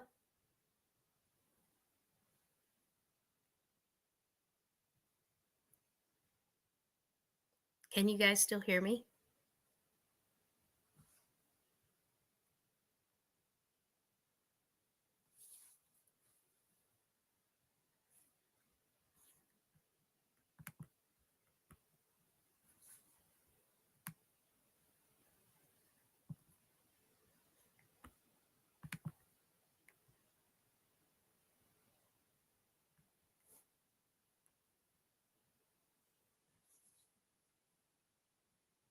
Mike left. I don't know what to do. I've never done this before. I've never talked on YouTube before. Look, you still talking. I don't even know if they heard you or not. I'm like, I don't know if they hear me or not. I've never talked on YouTube before, ever. I don't know what happened, and I apologize, but the computer just said, we're restarting, buddy. But I didn't tell you to. Don't worry about it. We're going to restart. So the computer's restarted on its own, and I apologize, y'all, if y'all. But anyway, you was talking to me about something that's happening in your area. Hey, Liz, leaving me too. What? Leaving me too? Yeah, we back, y'all. Yes, I can hear you. Okay, you can hear me. Yeah. Oh, man, that's crazy. So y'all can keep hearing her, even though I had to reboot my computer. Yeah, I like hijacked your live for a minute and I didn't know what to say. I was gone. I didn't even hear anything. I just started typing. Uncle Mike, you still I was like, what do I say? I don't know what to freaking the say. equipment out. Yeah. I don't This know is what the first happened. time I've talked on YouTube ever, so I don't know what to say. Yeah, but the thing about it is, it's not like I did anything. It just said, I'm starting over. And then all of a sudden, I had to put the password in to bring the computer back up. And then we back live again. I'm like, okay, cool. It just needed a break. But yeah, you and I was talking over the phone, and I watch all your texts that you sending me. Don't think you're not getting on my nerves, girlfriend. You never, no one can get on my nerves. You don't get on my nerves. I've been your research Right. buddy. But just like Tika to hear you I guess you got to learn me, because you give me the research, like here's some papers to read. Nope, I'm not gonna read them. That's how I am. I don't know what it is. You got to kind of break it down. So you need to read this, and you need to really check this out. Now I'm into it. That type of thing, I guess. I don't know. Hey everyone. But we was talking earlier that have been taken down recently, maybe out west somewhere, Texas and Kansas. I think what I think. I think because That's of where I am. Yeah, That's where I am. Okay, that's what I wanted to get to, because you were saying that there's been several times that people have been found in barrels or something. Break that down to me. Trucks, different things like that. Also drugs. I live in the West Texas area, so it's not as heavily populated as Dallas, San Antonio, Austin, Houston. The opposite end of the state, but Lubbock is our big hub. And then you go from Lubbock to Amarillo, going up the Panhandle, and then you can go all the way up into Kansas, the little bitty Panhandle of Oklahoma, which takes you like 20 minutes to drive through, and then you're into Kansas, and then Nebraska, and the Dakotas, all the way up to Canada. And they've done this for years with the drug run, but now they're shifting from being on the interstates to being over here where we are, because it's less populated. And there's less police force out here. So they come right through here and all the way up into Canada, or they branch out along the lines of the bigger trafficking lanes. Okay. Wow, that's crazy. Side note, Miss, for goodness sake, I just want to let you know, dear, that you got family here. We feel you. I love when I see your text come up, it brings joy to my heart. Stand strong. She said she lost 2 kids. Stand strong. That's all I can say. Miss Marshmallow, don't let Helen J know that I called her a bot by accident. No, I'm just playing. She said, am I a bot? Not you, Helen. Everybody else is. But anyway, back to the serious note. Are you still want to come on Monday around 11 o'clock? I sure do. Yeah, we're gonna break down, and I'm not a pusher, and I don't want you to talk about anything you don't want to talk about. I want you to feel happy with the MC, because I mess around and call you a bot. Now I'm just playing. We're gonna jump on Murph. So if anything go wrong you don't like, you can blame it on Murph, because I'm already blaming everything on Tahir. He Okay. just put his email address out. Yeah. Okay. Why? Yeah, Murph. So yeah, I'm seeing some people already saying things about being a victim of human trafficking and still being there. And I hate to hear those kinds of stories. It's happening all the time. We have runaways that go missing, and then they can't find them, or they're trying to find them, because that makes you more vulnerable to being sucked into those networks. See, that's and somebody said earlier about Amber Alerts. The Amber Alerts are only for true kidnapping cases where they already have a suspect or something to go off of. If they don't have that, they can't even do the actual Amber Alert process. And it's big in Texas. We're the first ones to actually do it, because the case comes off of a little girl from the Dallas Fort Worth area. Right. So Deb, it's a Deb big thing C. here. Yeah. Deb C. First of all, that's a beautiful picture of you. I mean, of you. Listen to me. That you have the rainbow looking horse. Look like it's coming out of the sky or something. That looks nice. My daughter is a victim of human trafficking. Oh my God. I'm sad. I'm sorry to hear that. Golly, we need to pray for her. Are y'all doing anything to try to what are y'all doing to try to I don't want to say what are you doing to try to find your daughter? But that's what I want to say. I want to say it like a newscaster type person. Would you like to come on and talk? Anybody that want to come on is welcome to come on.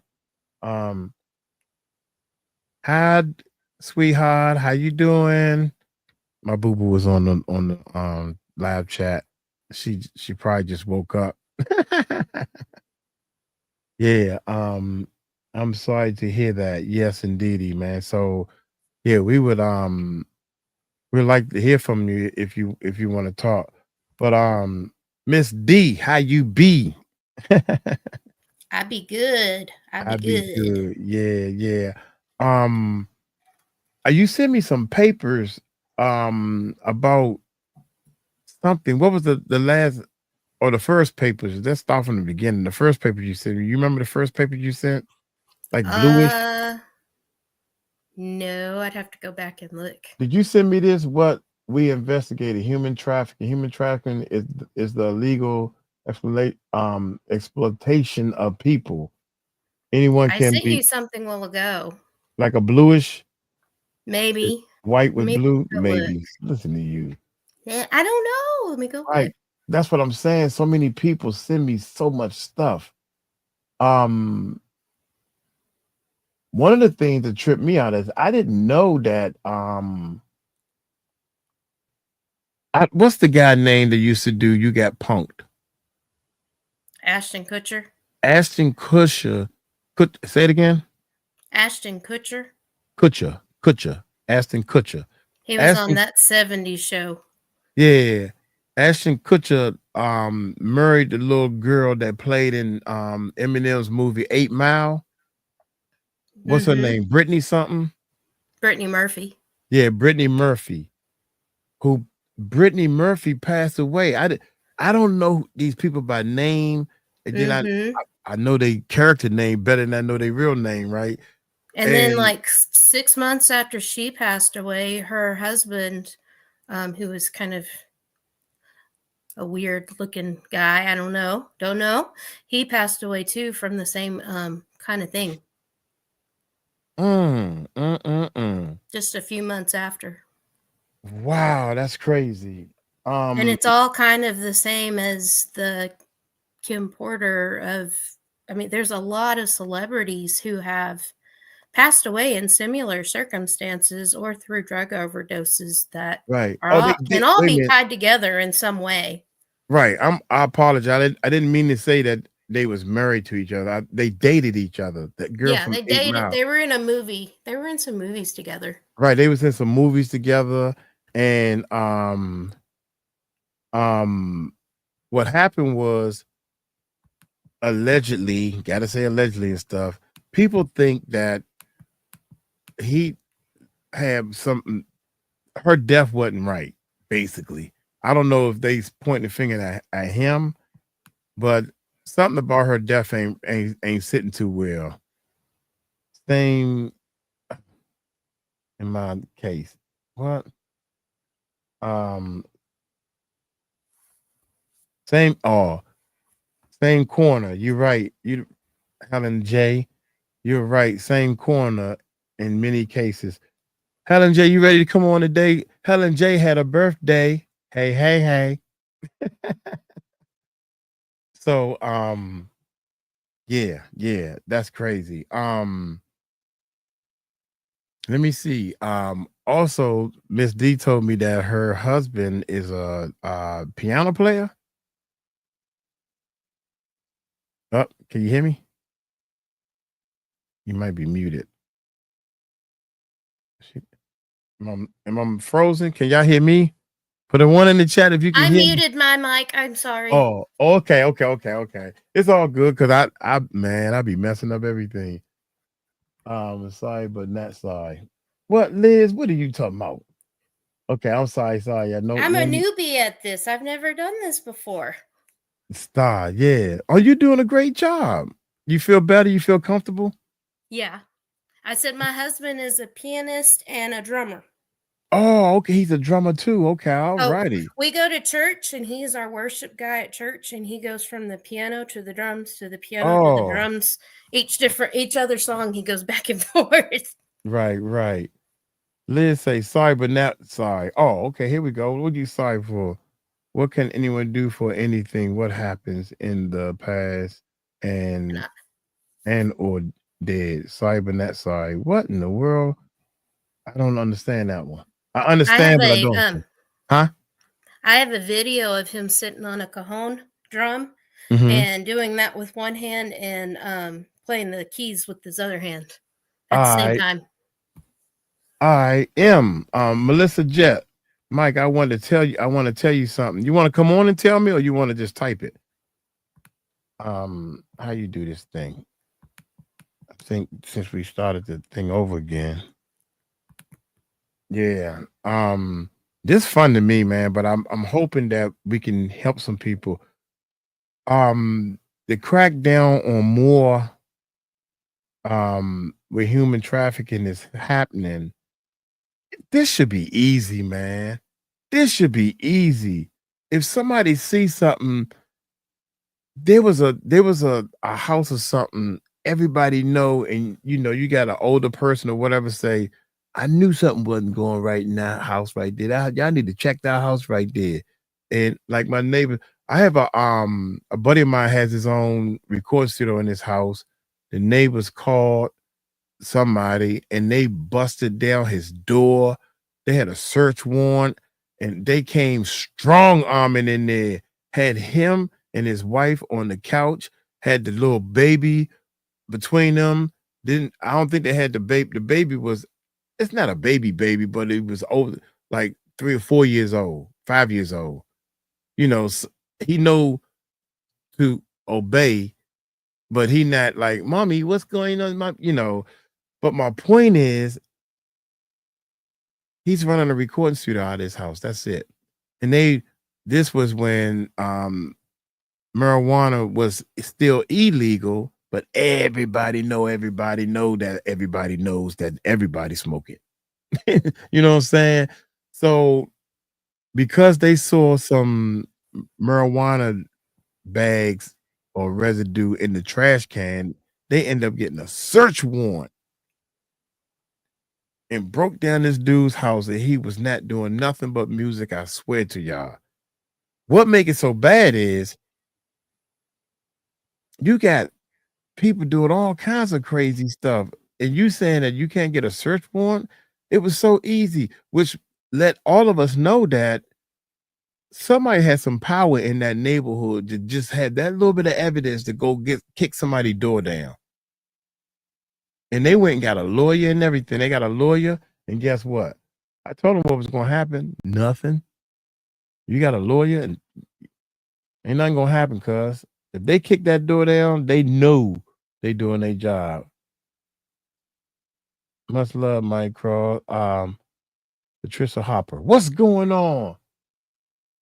Hey, Patrish, how you doing? I'm jealous because you over there taking pictures by the water, and I'm over here in front of this camera. I'm just playing. I have been subscribed, but yes, yes, indeed, no, that type of stuff. I'm sorry, I should have read the thing. I think we all be in condition to focus on our own little struggles in life. People are too busy struggling to see anything. You got that right.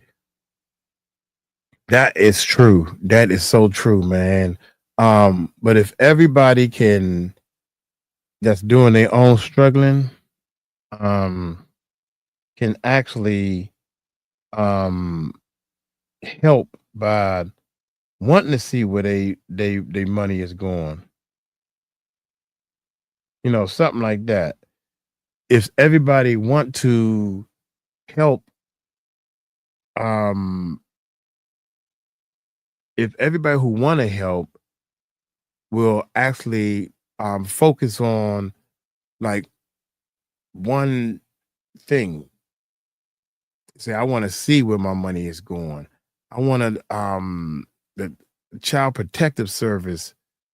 In other words, when you go to a what I'm trying to say, if you go to a 7-Eleven, go to a store, help raise money for the kids, and you just put your money in that jar, that ain't doing nothing. You think you're doing something, but that ain't doing nothing.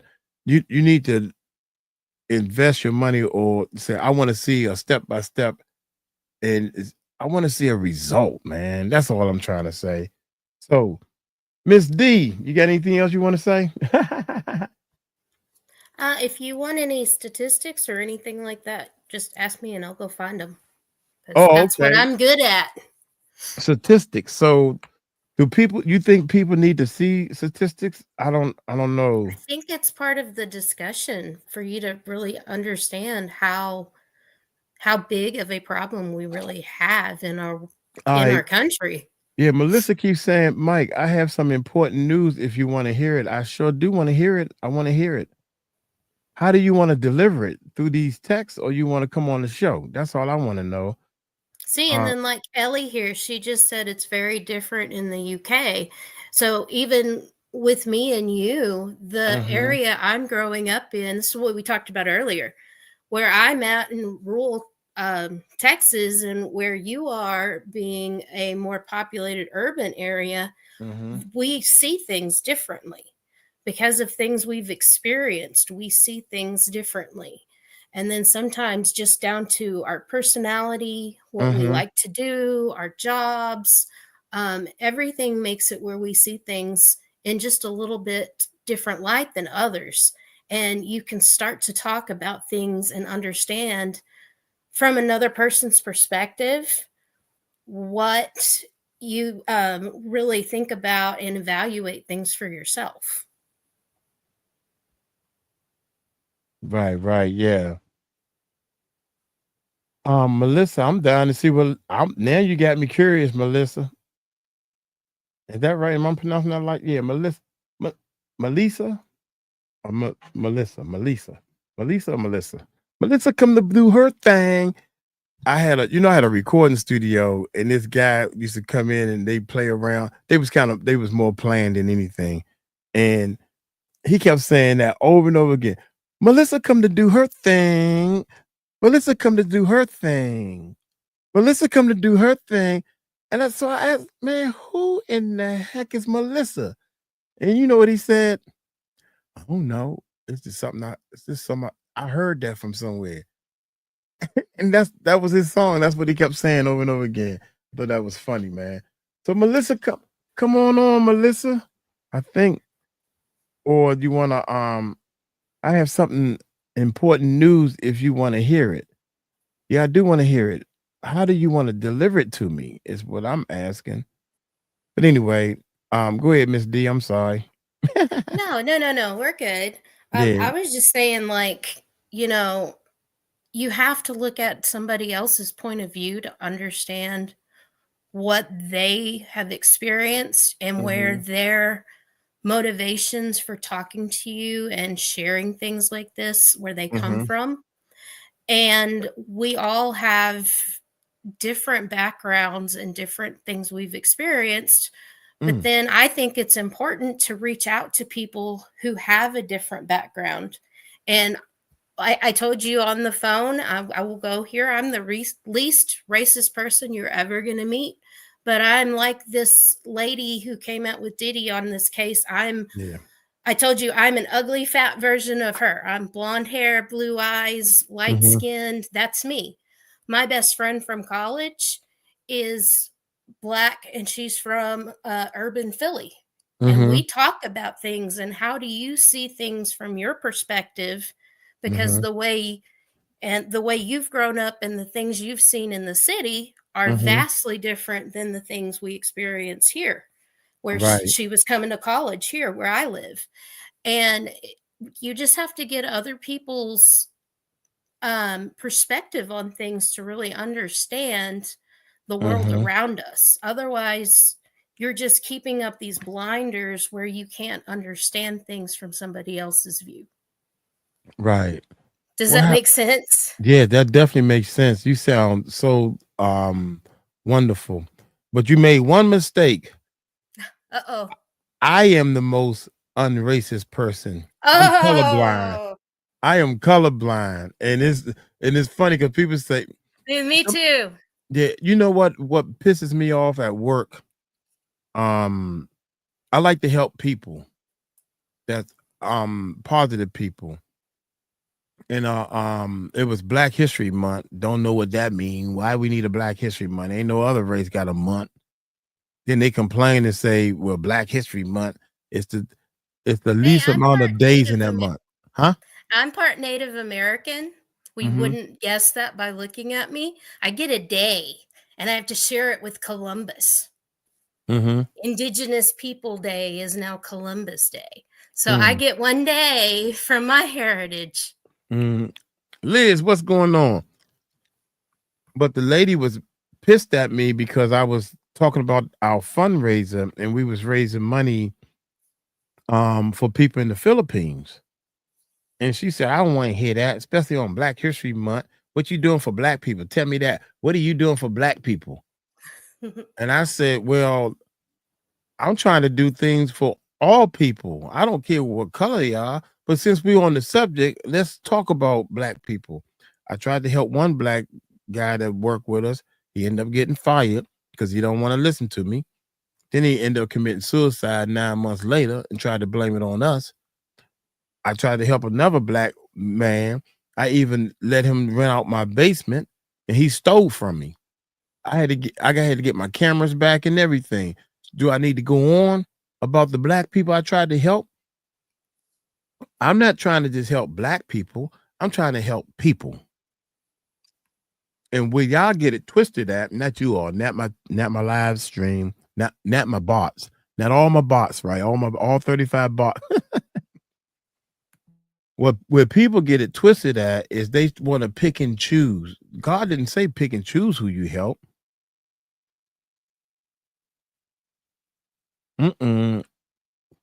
Where's that right there? Mike, I need help.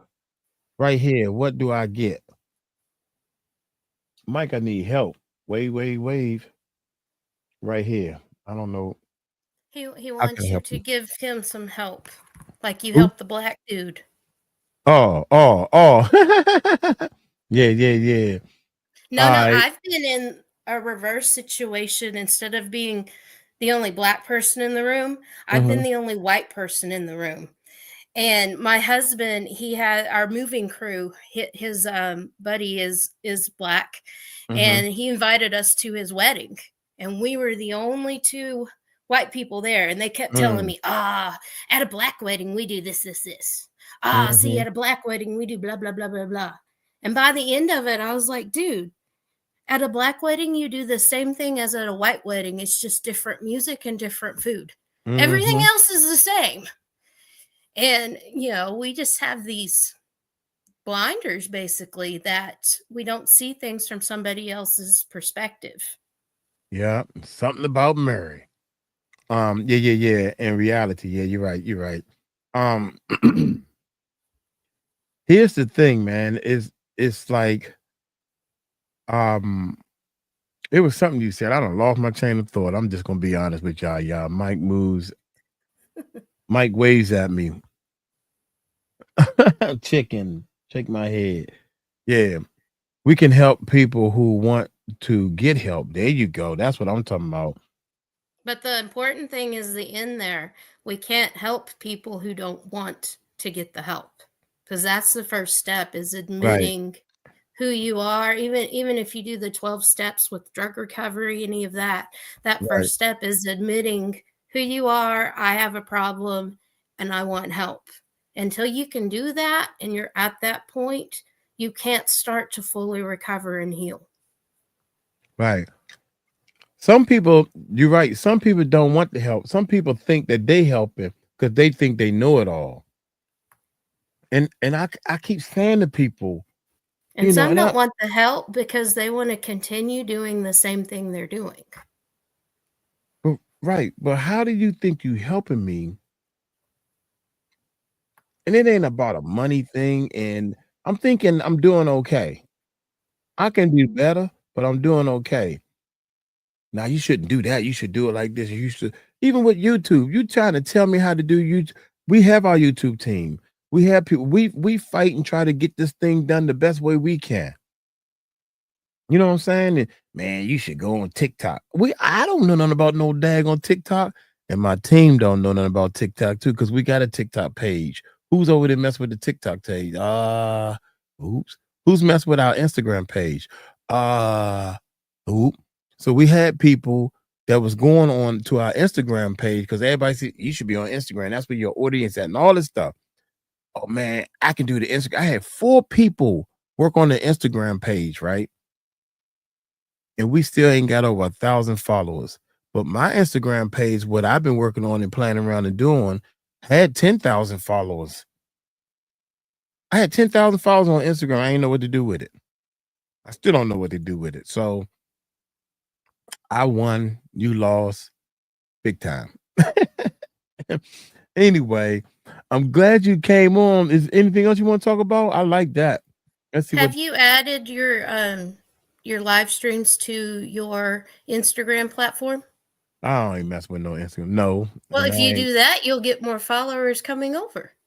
To the Instagram or more followers? Yeah, if you post it to Instagram telling them to come to your channel, all those 10,000 people get hooked up to your channel. To the live channel. You know what? That's the smartest thing somebody said. I think you should do that. I think you should do it for us. I should do it for you? Yeah, you know how to do it? I can figure something out. There you go. We need help there. I can't do it all, boy. One of the things that and I want y'all to hear this right here. I don't like that people come up with these great ideas and they expect me to do it. You got a great idea. That's a great idea. Now go do it. Let me see it work. Just saying it out your mouth sounds real easy and fast, but clicking on the button and get it then you got to do the date and the time and all. You can run our Instagram every time we go live. I just set it up and then just click the live button or something. I don't know. We'll figure something out. There's a tool in Discord. Oh, check this out. See what I'm saying? Yeah, there is something in Discord where you can we have a Discord. Get, messages back and forth with like a bigger group. Yeah, exactly.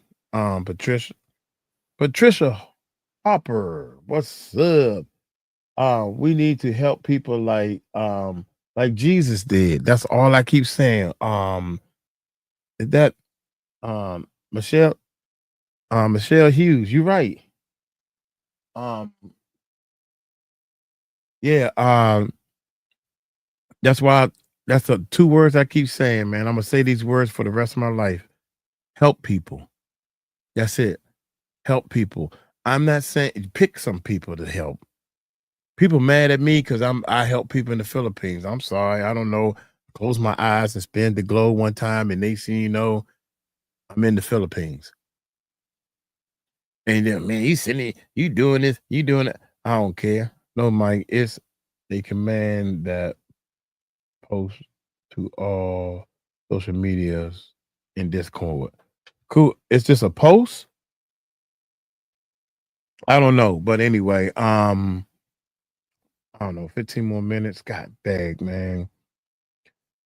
Mike, what is your email? Oh, Melissa, you're back. God dang it. Can we do here put it up there? Tahir just put it up there. This the email right here. Bam. Thank you, Tahir. Tahir trying not to get fired today, y'all. That's all. He just trying not to get fired. Oh, question. I like that. I know what this is right here. QQQ. All right. Hello to you both. Can I ask things? No, you can't ask nothing. Nah, go ahead. Go ahead, Miss D. You wanna take over?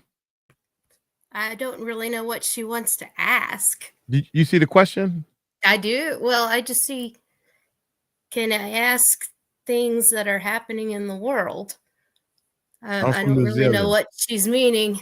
Oh, and I am proud of So we've been the talking New Zealand. about sex Sure, sure. trafficking. Okay, yeah. Ask your question. You want to come on and ask your question, or you just want to ask the question?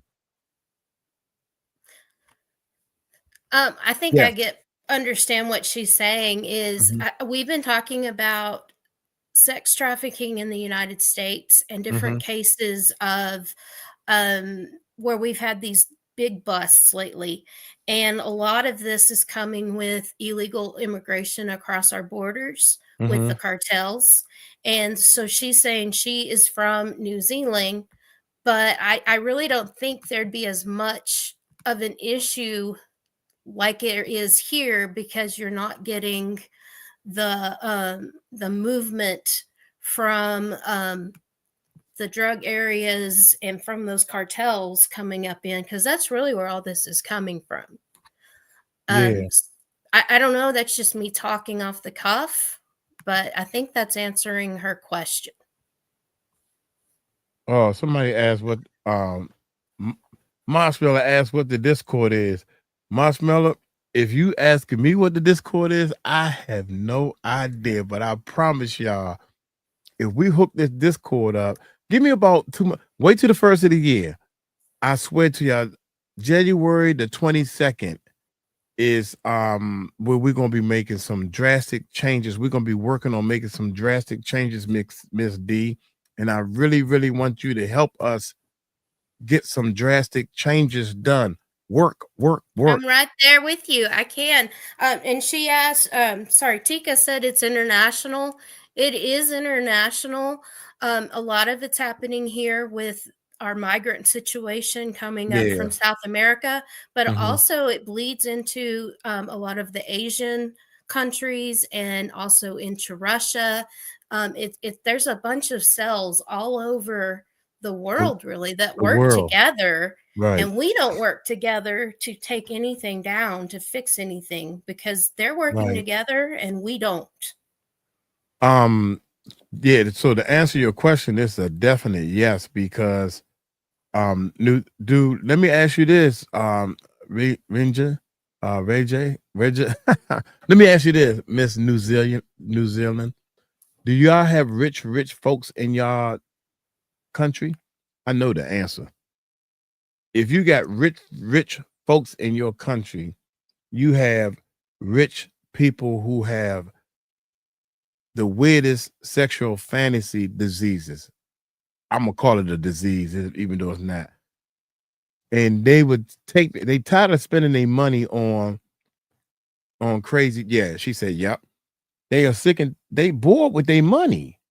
So they want to buy the newest thing. They want to buy a kid. They want to buy a woman. Okay, I'm tired of women. I want to buy a man. What? Well, I don't want to get that rich.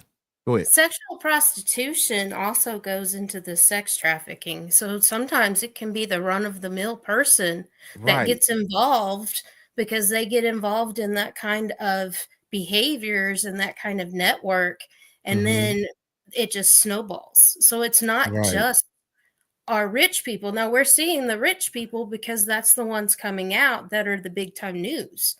But the average Joe that does the same type of stuff just doesn't have the money and the capabilities. We just don't hear about that as often, except on our local news.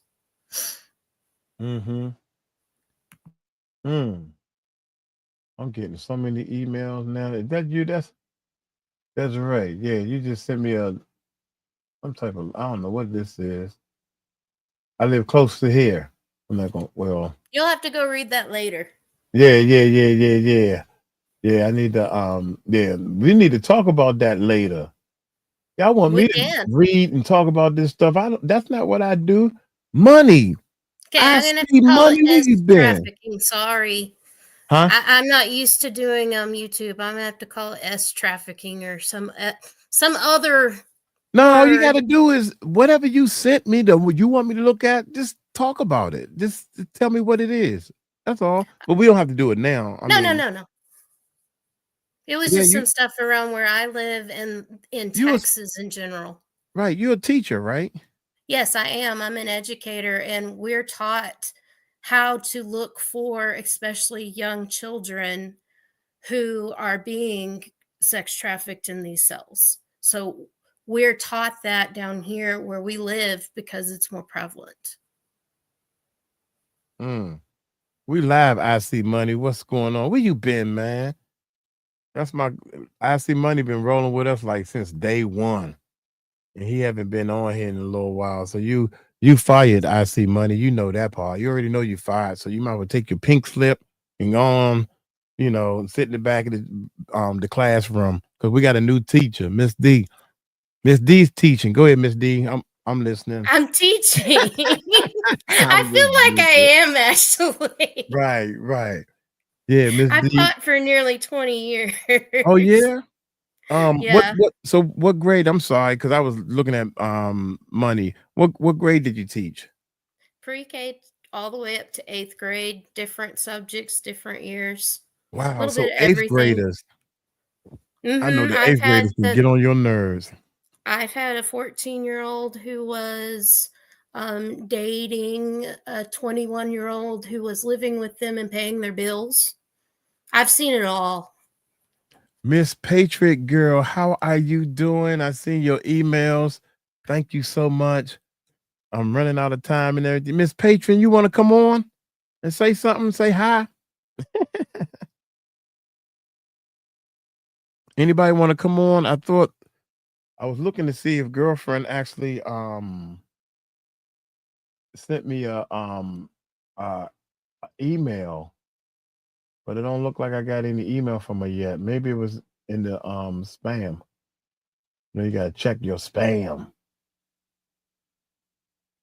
I don't even know. Spam right here. Trump victory, CVS, blah. I don't think she's talking about no Trump victory. Yeah. Inbox. So that's Alibaba. That's what I get from trying to do so many different things. Anyway, that's how I do things.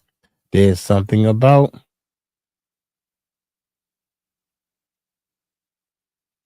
Mike didn't hear that. What Mike didn't hear? What I not hear? Oh my Lord.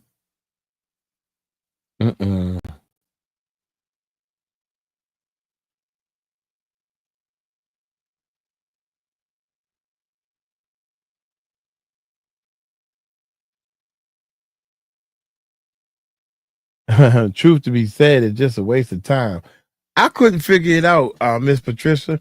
This court is no different. It's the same as a paid private channel account.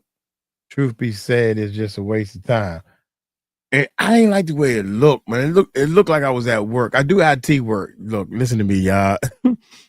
Out of all this stuff and all this stuff I'm talking about, I do IT work, right? I used to. On Friday, I don't work no more. Anyway, Discord looks like you're in the back of a server. Yeah, Discord is full of bots. Yeah. Yeah. So they just said, I was talking about a 14-year-old who was dating a 21-year-old. The 21-year-old was paying the bills. The crazy thing is they found out that we were kind of getting on to them, and the mom came to the school and jumped all over administration, accusing us of turning them into CPS when we were doing our job. And we almost got in trouble because the mom came up to the school and was all angry. And it had nothing to do with the fact that your child is dating an adult. And that's not okay. Wait a minute. Is this for real? This is what she was saying. This is what I missed. For real. I have seen things that will Is this make what she you was saying I sick. missed? Because That's what she's saying you missed. Yeah, I definitely missed that.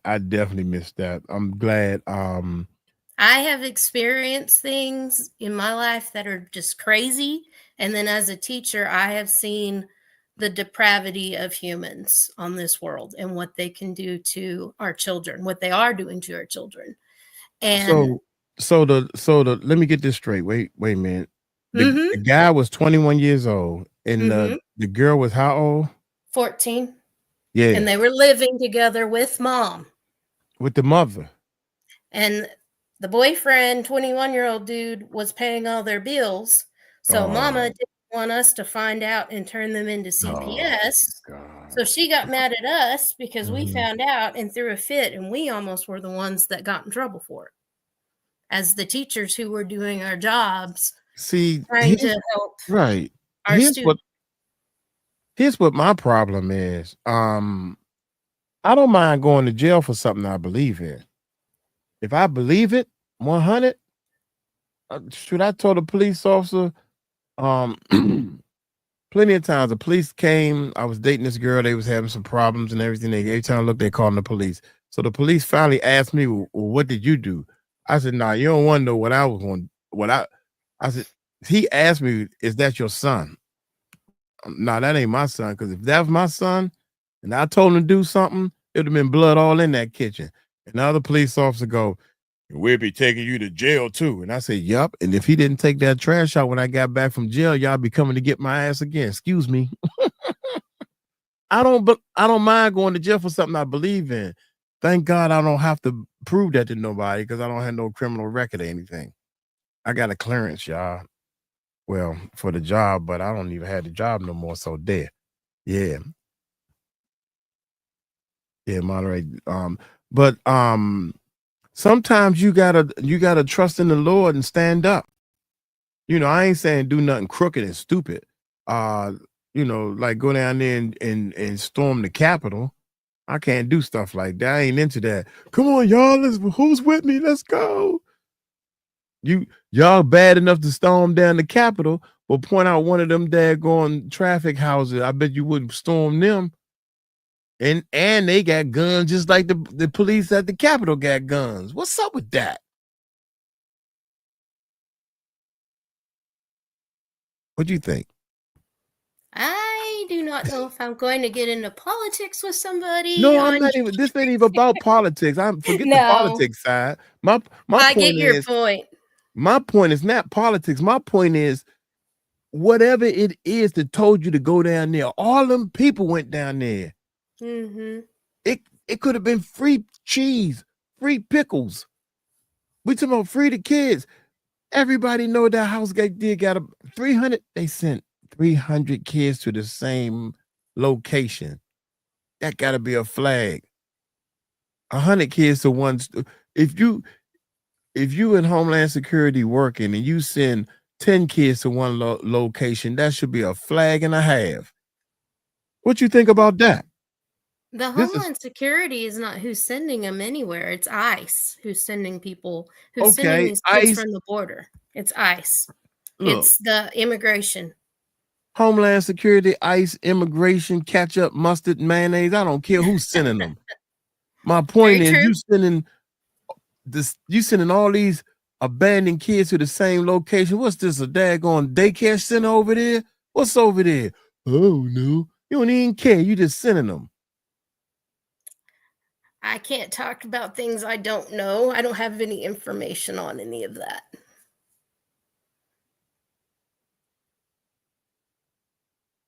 Much has come on people that break laws should be allegedly. Maybe I'm supposed to say that part allegedly. How about that? You know.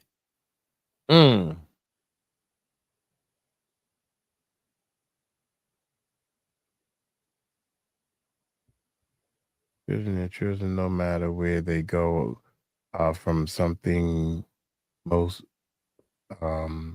be done. Period. Yeah. Only thing I know is something need to be done. All those children, you know, it's not a. You're right. For goodness sake, it's not a us and them thing. It's not us and them.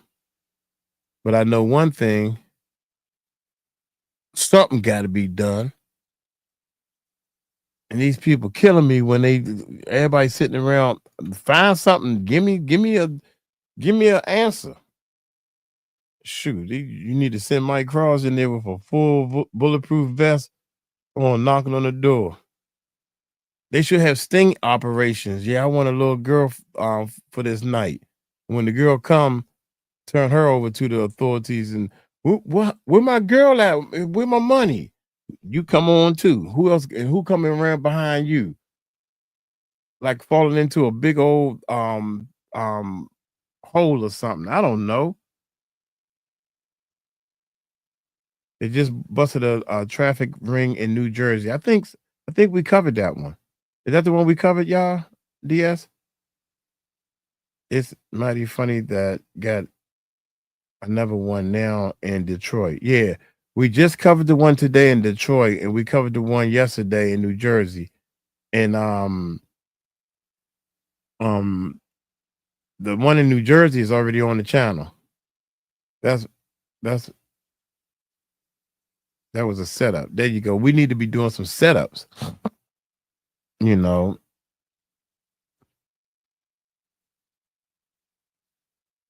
Yeah, human thing, absolutely disgusting and heartbreaking. Yeah, all would be reviewed.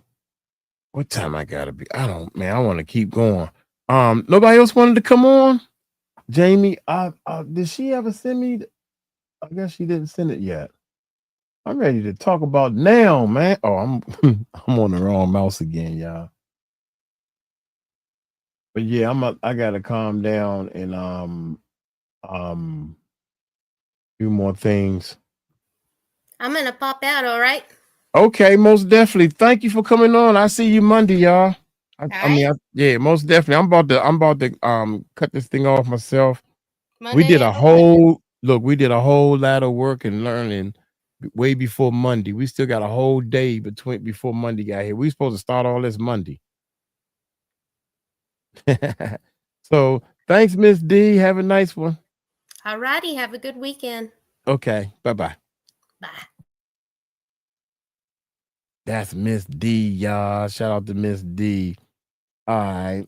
Mike, Aaliyah has said, if you want to understand what she went through, watch the movie Trafficked and Eden, and they will understand the hell she went through. I've seen that movie. I've seen it a couple of times. I don't even know. Melissa, Mike. Okay, Mike, listen up. Listen up. Listen on up, big brother. Yeah. I seen the movie a couple of times. Melissa, you want to come on, dear, and talk, or you want to email me? You want me to email you again? Or do you want me to listen? We'll wait till you type. Yeah. Allie was saying about the movie. It's a couple of movies. Yeah, great job, Miss D.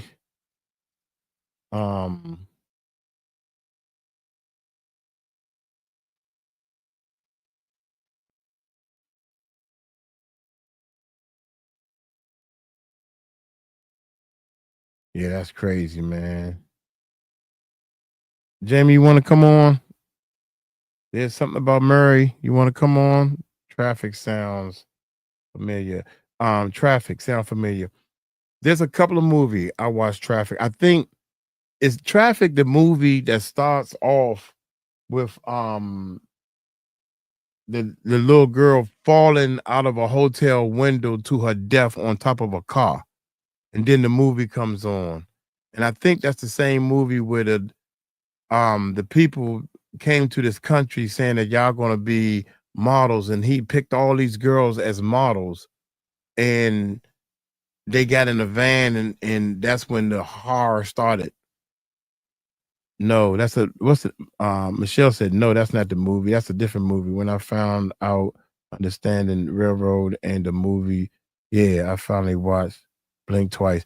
We was trying to watch Blink Twice. Also sounds like Freedom too. Yeah, that's a movie. I'm getting them all mixed up as far as the names. You know me with names.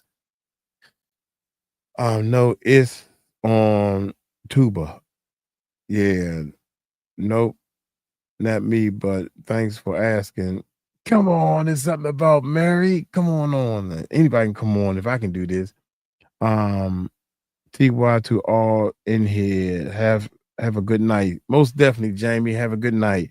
Dang, it's Nancy. Dang.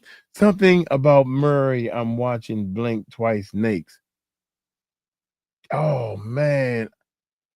I want to watch Blink Twice. We went on Jaguars. Me and Tahir went on Jaguars channel in her Patreon because they was going to do a watch party. And the thing blinked out because she had it on YouTube. I was wondering how. I said, well, how's she getting this on YouTube? YouTube don't play with the copyrights of a movie. So I said, okay, we watching it. And then all of a sudden that joint said, boom, it blinked out. Yeah, so I didn't get to see it. So I'm great. Blink Twice is a hard watch. Yeah. Ellie said that's a hard watch. Annie Lucas was Traffic People. Is that the name of the movie?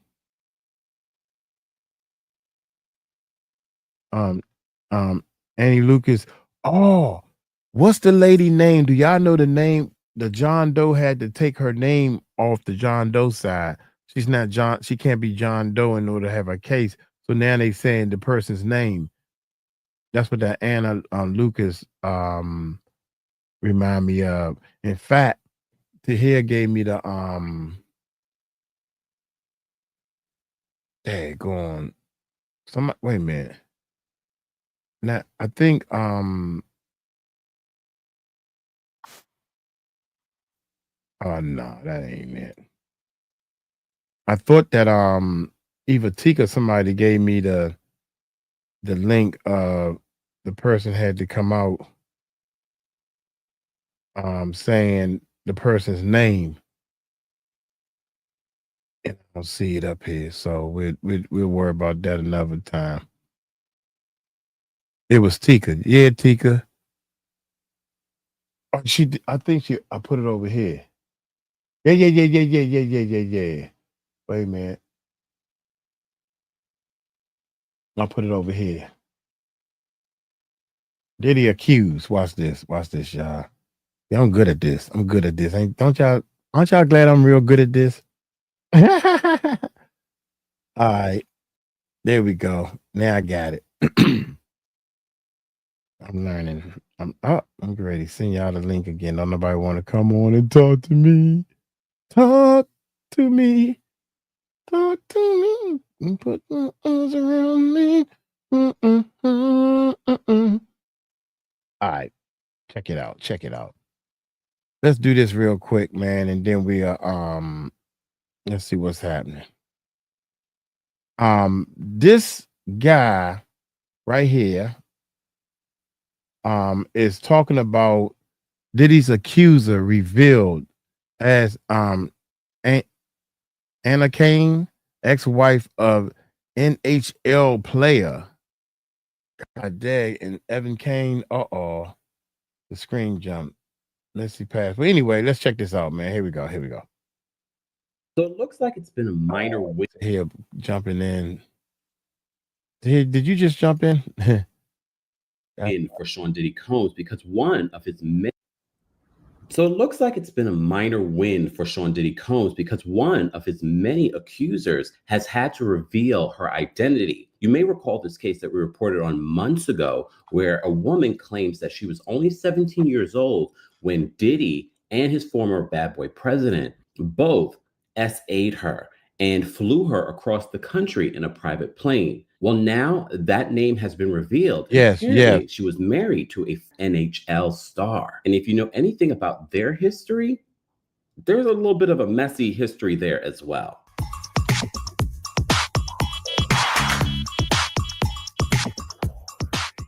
Welcome back to the 𝗘𝗢𝗡 channel, your #1 source for pop culture news and music, entertainment, reality TV, and so much more. As always, be sure to like this video, subscribe to the channel, and hit that notification bell so you never miss out on breaking news when we go live or when we upload. So as you know, we've been covering the Diddy Combs story for many months now. And as you know, there are multiple lawsuits, but this particular lawsuit was one of the very first ones that came out. And a lot of us wondered, who was this public facing person in this lawsuit? We thought it would have been a name that we all knew. But I told you, if you go back to one of the videos that I did on this, I have a feeling that it's going to surprise us who this person is. It's not who we might think it might be. And I think that's with a lot of the lawsuits recently where it talks about a high profile celebrity or something like that. There are a lot of people that consider themselves celebrities that you probably wouldn't consider a celebrity.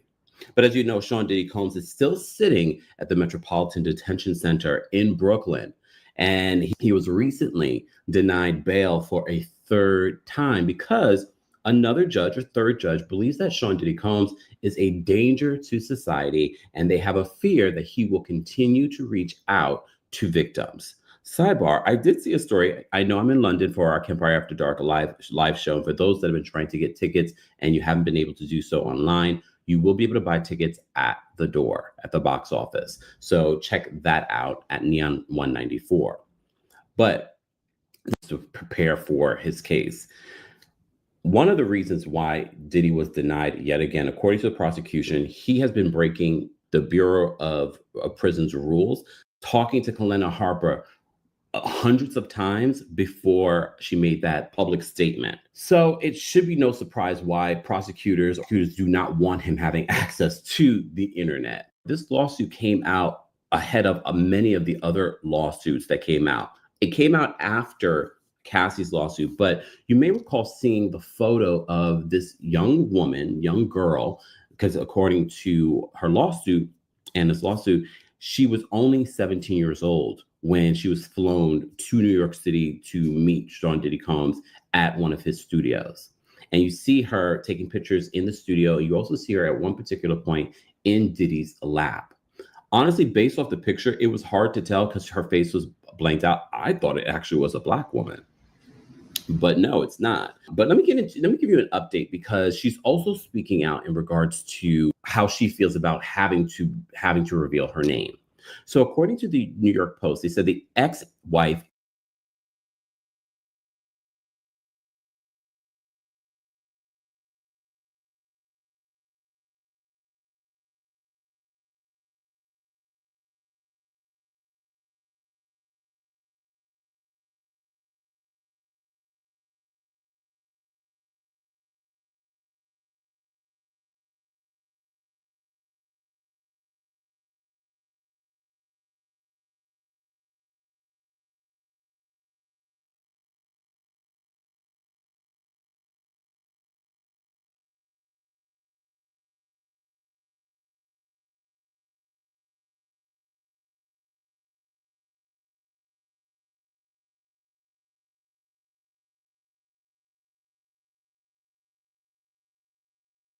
of NHL star Evander Kane has publicly revealed herself as one of Diddy Combs' earliest SA accusers on Friday.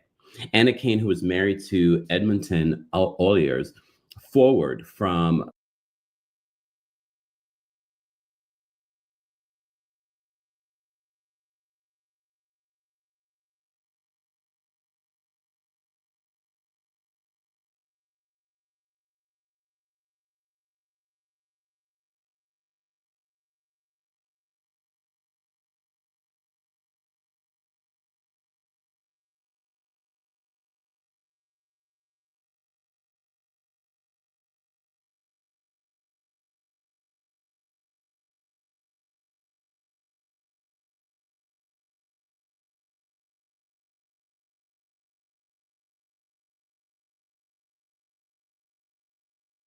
God, my bad.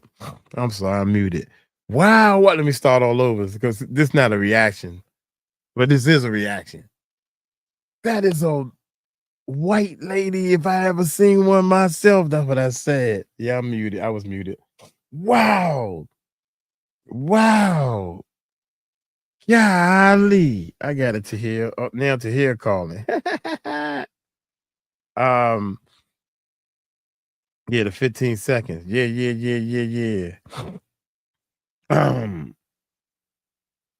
That means Misha is out of there. Misha, you out of there.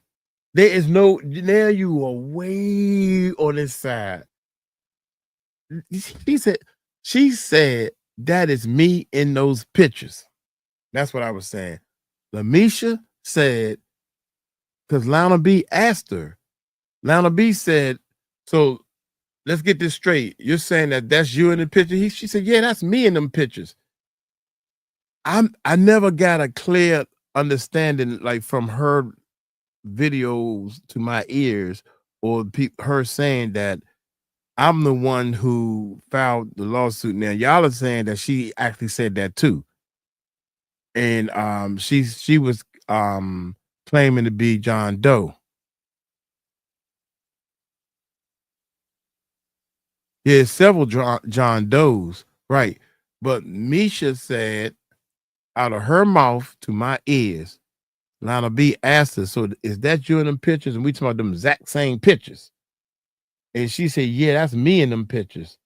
Because we don't know who it is because it was blurred out. Dang it, I wish we could just click to see the pictures. Yeah, just show the pictures. He right there.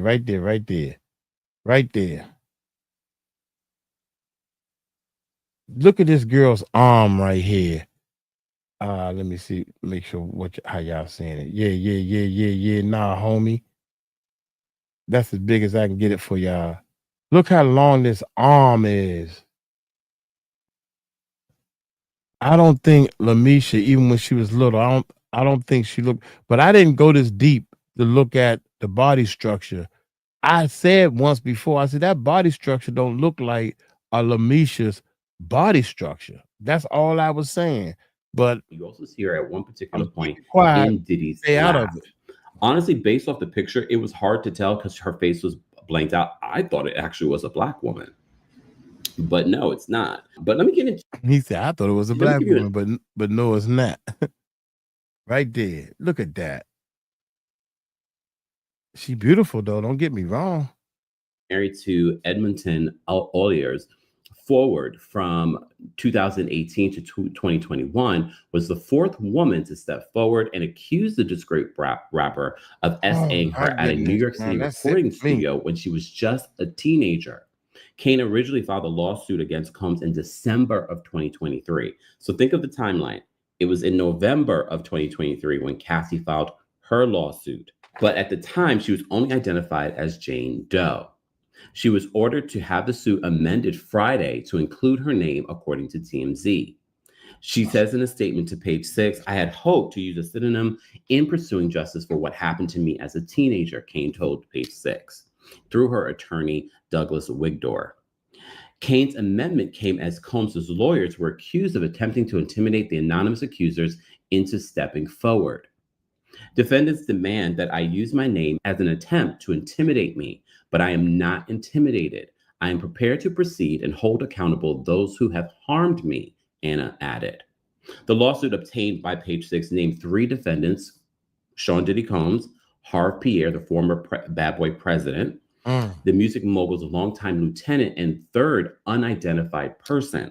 Pierre was Combs' longtime lieutenant and former president of Bad Boy Entertainment. Kane accused the three men of drugging her and R-ing her when she was just 17 years old and a junior in high school. Kane claims that she had gone to a Detroit nightclub with friends where she met Pierre, who allegedly called her hot and wanted her to meet his best friend and brother, Combs. Pierre allegedly called the rapper and had Kane talk to him, as Combs wanted the teen to fly out to New York City with Pierre and the third man so that they could meet. So before the private flight to New Jersey's Teterboro Airport, Pierre, who allegedly was smoking drugs, forced the teen to perform a professional on him, the suit claimed.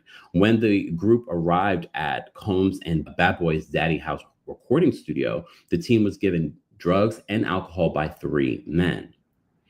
So as the night wore on, the 17-year-old Mrs. Cain became more and more inebriated, eventually to the point that she could not possibly have consented to having sex with anyone, much less someone twice her age, the complaint stated. As the suspected 𝗟𝗓𝗡𝗞, Cain, who could barely walk, was helped to a car and brought back to the airport. She was left with limited memory of the flight back to Michigan. So at the time, Combs responded to the suit in a statement through his rep, adamantly denying the claim, saying enough is enough. For the last couple of weeks, I have sat silently and watched people try to assassinate my character, destroy my reputation, and my legacy. Sickening allegations have been made against me by individuals looking for a quick payday. Let me be absolutely clear. I did not do any of the awful things being alleged. I will fight for my name, my family, and for the truth. So remember, I believe that definitely was before the video of Diddy harming Cassie in the now closed Intercontinental Hotel was leaked to CNN. Cain's suit included 4 photos of the teen inside Combs' studio, including one picture of her sitting on the rapper's lap. She's suing Combs Pierre, the record label and the recording studio, for unspecified damages under city law called the Gender Motivated Violence Protection Law, which allows victims of abuse that occurred in the city to bring old claims, even if they've since passed outside the statute of limitations.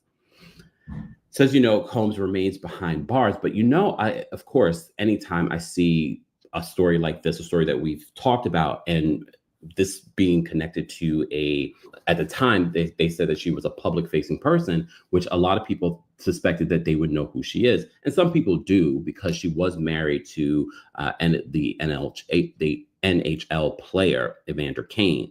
So, of course, I wanted to kind of get a little bit more information on that relationship, because I did see comments where people said, well, you should look into the messy past of her relationship with Evander Kane. I want to first preface this by saying that just because she had a messy past with her ex does not mean that this did not happen to her at the age of 17 years old. Okay. Based on what we've seen from Diddy, he's very much capable of doing this and has gotten away with bad behavior for a very long time. But in regards to Anna Cain and who she is and her relationship with Evander Kane, so they had a messy past, and apparently he has custody of their child. So according to Time Now News, they said that the duo got married in 2018, but their marriage was troubled from the beginning. They parted ways in 2020, and in July of 2021, Anna filed for divorce. So in 2018, the couple tied the knot, but faced marriage troubles from the beginning. In 2019, the couple gave birth to a daughter, but she unfortunately died soon after. 2020, they had their second child. She now lives with her dad. They parted ways, and Evander was given custody of their daughter. The judge decided that although Anna would need to have a mental examination, she may have supervised visitation with their daughter. In 2021, Anna files for divorce from Evander Kane. So soon after the split, Anna accused the NHL player of many transgressions.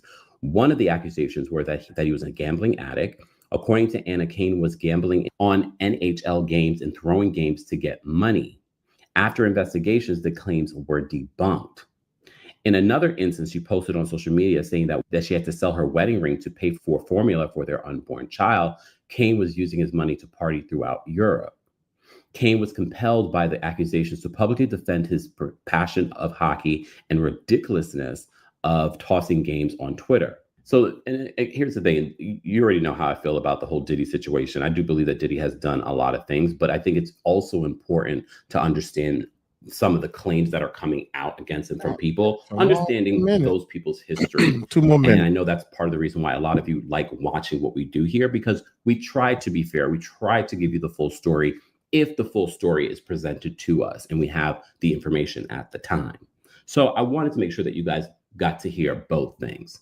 We're going to continue to follow all of the Diddy updates. And again, if you're in London, you will be able to buy tickets at the box office at Neon 194. And I will see you guys tomorrow night for the first International 𝐘𝐿 After Dark live experience. As always, guys, I want to know your thoughts on this latest Diddy update. As always, be sure to like this video, subscribe to the channel, and hit that notification bell so you never miss out on breaking news when we go live or when we upload. Thanks for watching. Good gracious. I didn't think that video was that long, y'all. So thank y'all, man. Dang it, Nancy. I like that name. I like the cool people names. I remember us talking about this yesterday. The thing that tripped me out is she's married to a brother, a black guy, and he play hockey. Is that what the H? Oh man, NHL, National Hockey League. That's what NHL stand for. My man play hockey.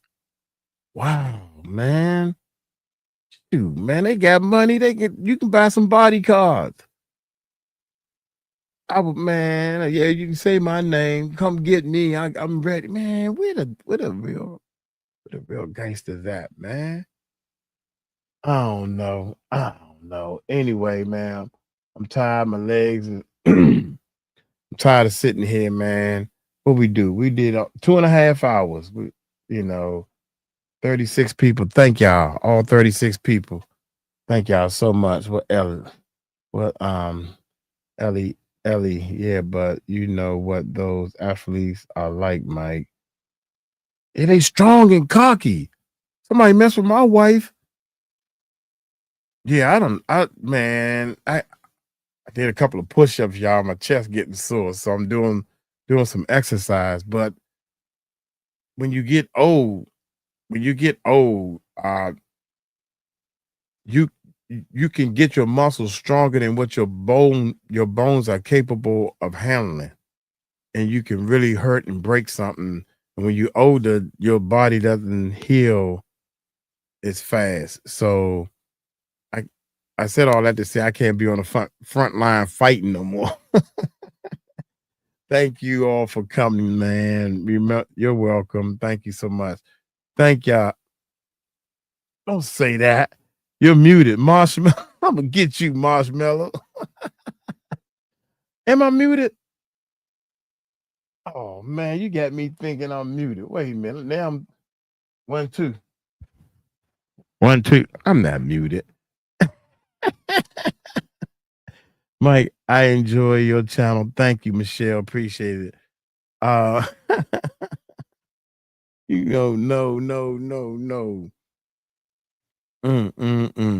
I'm over here talking and she said, Mike, you muted. Y'all funny, boy. Thank y'all so much, man. I appreciate it, man. We're going to grow the channel, man, because we're just trying to help people. We have a lot of people in the Philippines that we're trying to help. I don't know why we starting there. They done touched my heart. We got a lot of work to do. So peace out. Hey, until next time, Miss D, y'all take it light, take it slow. You tell them Uncle Mike told you so.